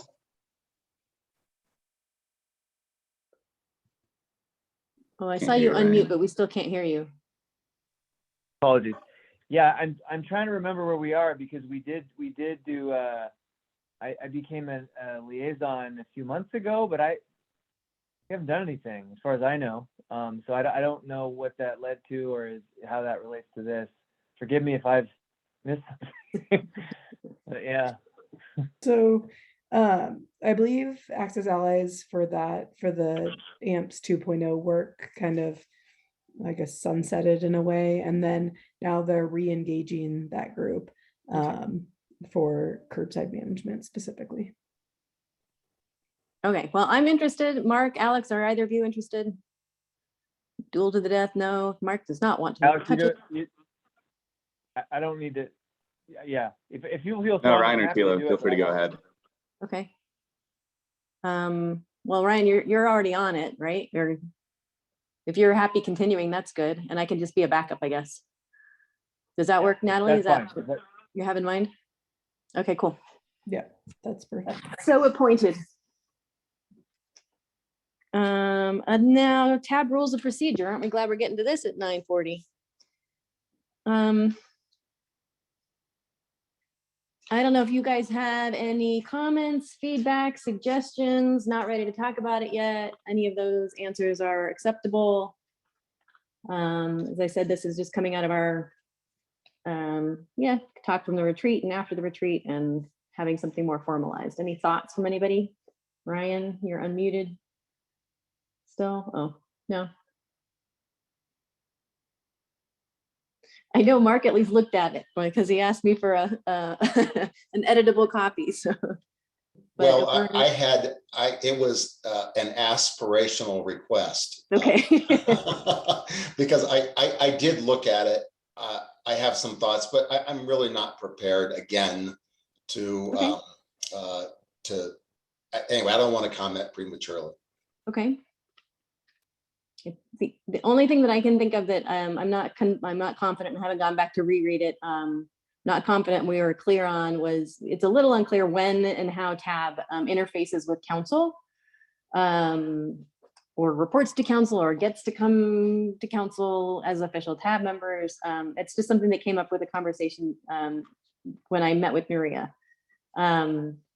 That's not terribly clear, and it's possible this is an opportunity to clarify that, or maybe not. I don't know, but I think that's something that we didn't, Erica and Natalie and I hadn't necessarily thought through or articulated. Maybe there's something in there that I don't remember working on, but that's the only thing I can think of that maybe not be in there. But I'm happy giving you guys more time to look it over and think it over for a more robust discussion at a future date. We can definitely table this for a little while. John, good? Maybe. Definitely is worth feedback if you think it's totally unnecessary. We shouldn't be pursuing it as well. So that's another valid response. But for now, it looks like we'll just table any deep discussion on it. I am available to answer questions and talk in the meantime. Yes, Erica. If I may, I just want to say thank you very much. You have put yeoman's work into this, and you have been really working very, very hard to carry forward the spirit and sentiment that you heard from TAB members and so forth. And I just wanted to thank you very much for your service to TAB, your colleagues, as well as in working with staff, because it's been one of these tough issues, but it's been very fruitful, and just want to say thank you. Yeah, it feels like progress. Yeah, thanks, Erica. You've already thanked me before, so it's gratuitous but unnecessary. Nice of you, thanks. But well, I just try to be a bit of a like institutional memory sometimes here too. So to try to not let things like this that we've identified as important, get forgotten for too long. So I'll keep raising it. We'll get to it. But for now, we will move along. We have open board comment. Mark wants to talk about Nico Pass. Is what my notes say. Are you ready to do that now? Should I go? We're at matters from the board. We're at open board comment. Okay, I just wanted, we report as individual board members about the working groups and whatever that we're on, and so the neighborhood EcoPass working group concluded kind of ignominiously, just without a final meeting, and with Allison and Chris writing a summary report, which I sent to you. So I'm going to give my report, and I'd like Allison and Chris to weigh in and correct anything. But we went along, and I think the group was working well together, but the conclusion, without any what I would consider to be substantive results or changes being made to the neighborhood EcoPass program, to me was disappointing. And it was surprising that the effort just ended with this summary memo without any concluding input from the working group members. And so I'll just restate that for me, the goal was to use the sudden and rapid changes caused by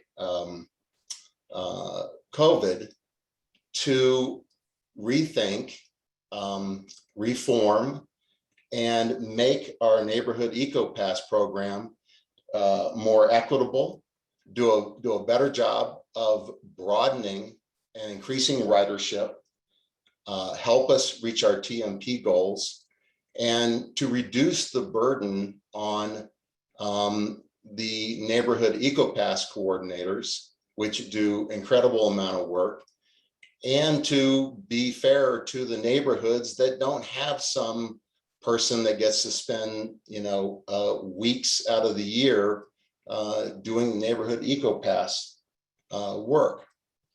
And, and we this is the collective we, the city, the transportation department, I think was able to capitalize on changes caused by COVID. If you look at outdoor dining downtown, there are a number of things that we did achieve with some political will and help from council and pushing on. We got some things done, and I was hopeful that the neighborhood EcoPass changes could really happen. And as I read the memo, I'm disappointed that there was not greater effort given to taking taking our existing pool of funds, approximately $250,000 a year that we use to subsidize neighborhood eco-passes, and to use those funds to subsidize existing RTD products that are actually a better value than the neighborhood eco-pass the way it's currently structured. My Ride cards, mobile ticketing, these are things that exist. These are things that are there now that provide the same ride at a lower cost than a rider using a neighborhood eco-pass. And so our subsidy dollars would actually go further and allow us to reach a broader range of Boulder residents. So anyway, that's my report. That if you read the memo, and again, I would really welcome anyone on staff to kind of counter this. There aren't really many. There's not much of a change, not much of a change there, and our neighborhood eco-pass is well loved, but it doesn't mean that it can't be improved and be done better. Thanks, Mark. Did you feel that the memo was like accurate? I mean, does it not go far because this is a hard problem and there was no magic solution, or?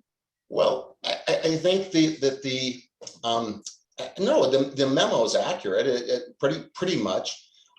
The only thing I would question in the memo is it's been stated that to do some of the things that I and others within the working group and outside the working group suggested, buying My Ride cards, subsidizing My Ride cards, distributing them to different lower income neighborhoods than those that are currently served by neighborhood eco-passes, would require a full-time position.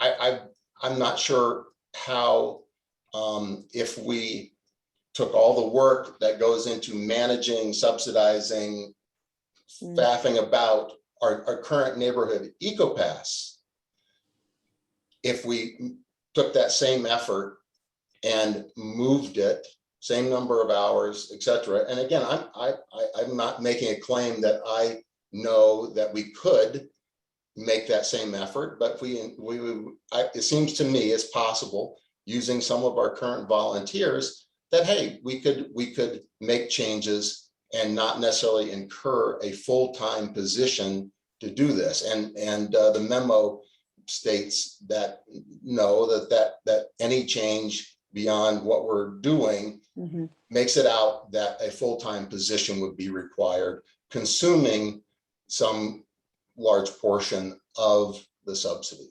Okay, I get you. Allison, you want to? So yeah, just as some quick background, and I'm just pulled up the application for the whole process and the goals for the working group. And thank you so much, Mark, for your contributions to the working group. I really appreciate all of your conversations throughout the meetings. So the purpose of the working group, and this was back earlier this year that we had established this, was to review the past and current structure of the RTD and eco-pass program and Boulder support program. And we really distinguish the difference that this is an RTD program. The eco-pass programs are an RTD program. And I think that's really important to recognize that they are our transit provider and Boulder provides a support program. So we really did try to distinguish that and to evaluate the inequities and how best to address them. So to really reach out to the communities that are not being reached, we did a GIS analysis and shared that with all the coordinators. And I think we did share with you of that. The neighborhood eco-pass program itself serves higher income communities and those that have more vehicles. So part of that was to address those inequities. And we have been working with Boulder Housing Partners to provide those options with mobile ticketing and using some of those additional funds this year. And the other goal of it was to identify viable options to the current program within the existing RTD fare product. So again, RTD is our transit provider here. So working within their program is something that those are parameters that we do have. we do have a support program, and we do try and get creative with being able to provide transit access for as many community members as possible within that program. And I just want to But clarify. I'm happy to answer Yeah. questions about the outcome. One more point of clarification. Again, I don't think anyone, me or anyone else within the working group, advocated for some new product that does not exist. We understand RTD is bigger than Boulder, bigger than lots of things, and it's a giant old battleship that's very hard to turn and change. And so I don't think there was any advocacy for dreaming up something new. It was for working within the current RTD products and ticketing structure. Right, absolutely. And it is true that there will not be a significant amount of changes in 2022. And again, that is reflective of changes that are going on at RTD and the current fare study that they actually put out an RFP for and are hiring a consultant for. So that's absolutely true that there's not significant changes going into 2022 in terms of the past program. So again, working within those parameters. So I know that can be frustrating to hear that there's not significant changes, but that is the case for 2022. Okay, thank you guys. Any other items for open board comment?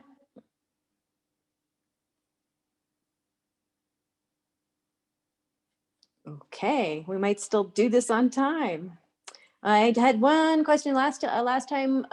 We did the SEEP, and there were a lot of thoughts on East Arapahoe, and I think Alex and Hutch were gonna meet with staff on East. Has that happened?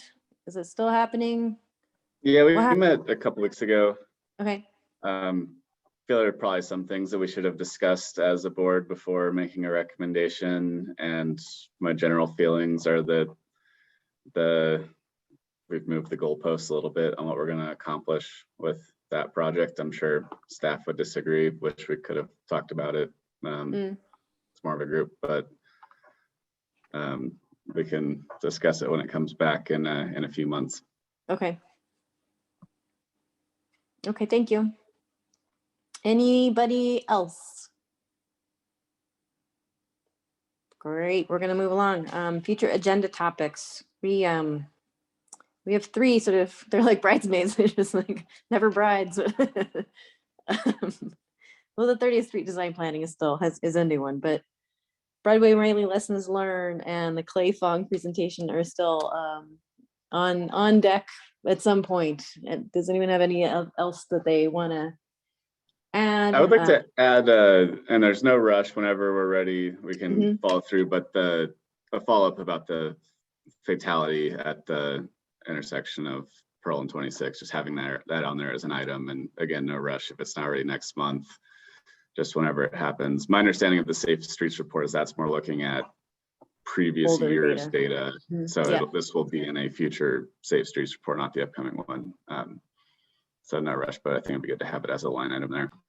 Okay, thank you. So Anything else? Hutch, you've unmuted, yes. I don't know how urgent it is other than the freshness of the experience, but it strikes me we could probably benefit from thinking about how we approach any future development intervention like the one we just did.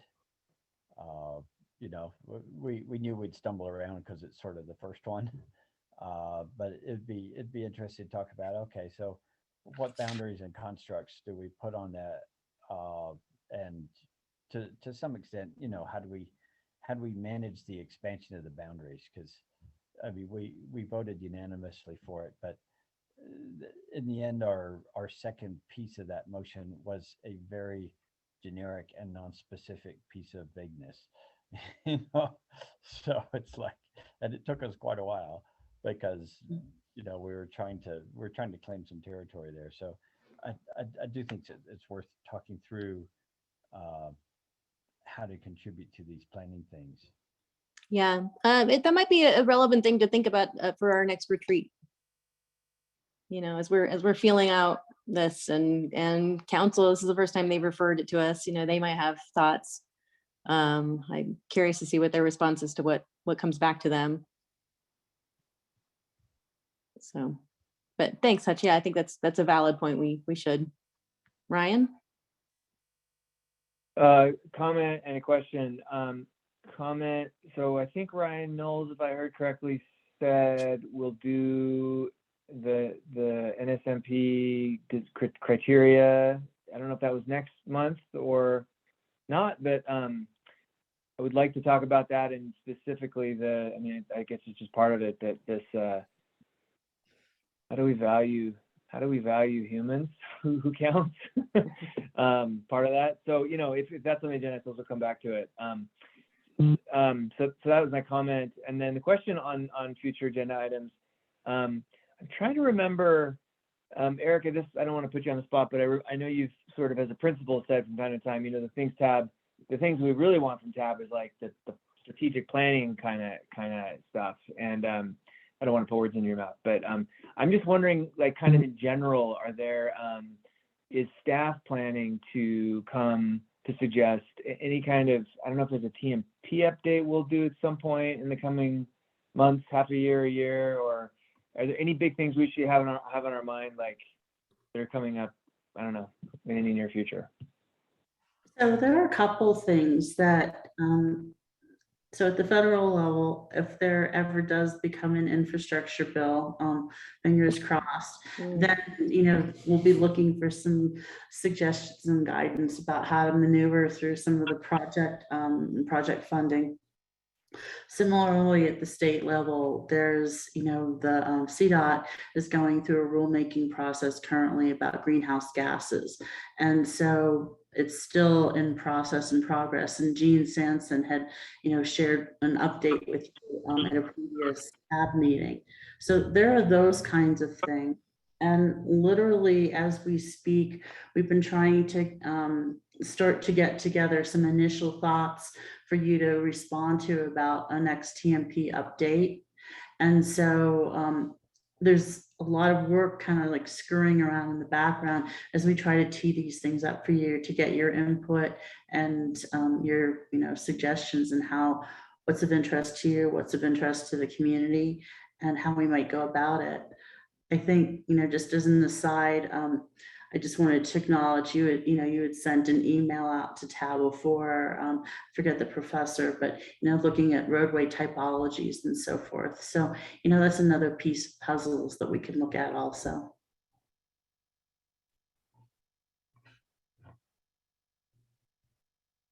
Okay, so it sounds like maybe it's the next meeting or the meeting after, there will be a request for feedback. Well, probably December or January, just because, we're trying to, we don't want to just give you not even half-baked, quarter-baked kind of things, to consider, so that at least something for you to chew on a little bit. Okay. Thanks, Erica. Thanks, Tila. Thank you. Well, if there's nothing further, I will happily entertain a motion to adjourn. Because I think we're at the end of our agenda. Make a motion. Oh, we're going to adjourn. Thanks, Ryan. I second. Oh, Mark seconds. All right, all in favor? Should we go home? Or you want to talk about something else? Oh, wait, we're already home. We're all home. Yeah, I know, we're all there. Well, until we meet again, for those who weren't on just before we started, Mark's gonna send around a doodle poll, I think, to see when we would like to get together and not talk about tab, but to get together in the flesh and have a beer or something. Okay. First round's on me, evidently. Okay. For no particular reason. Have a good night, people. Good night. Thanks again.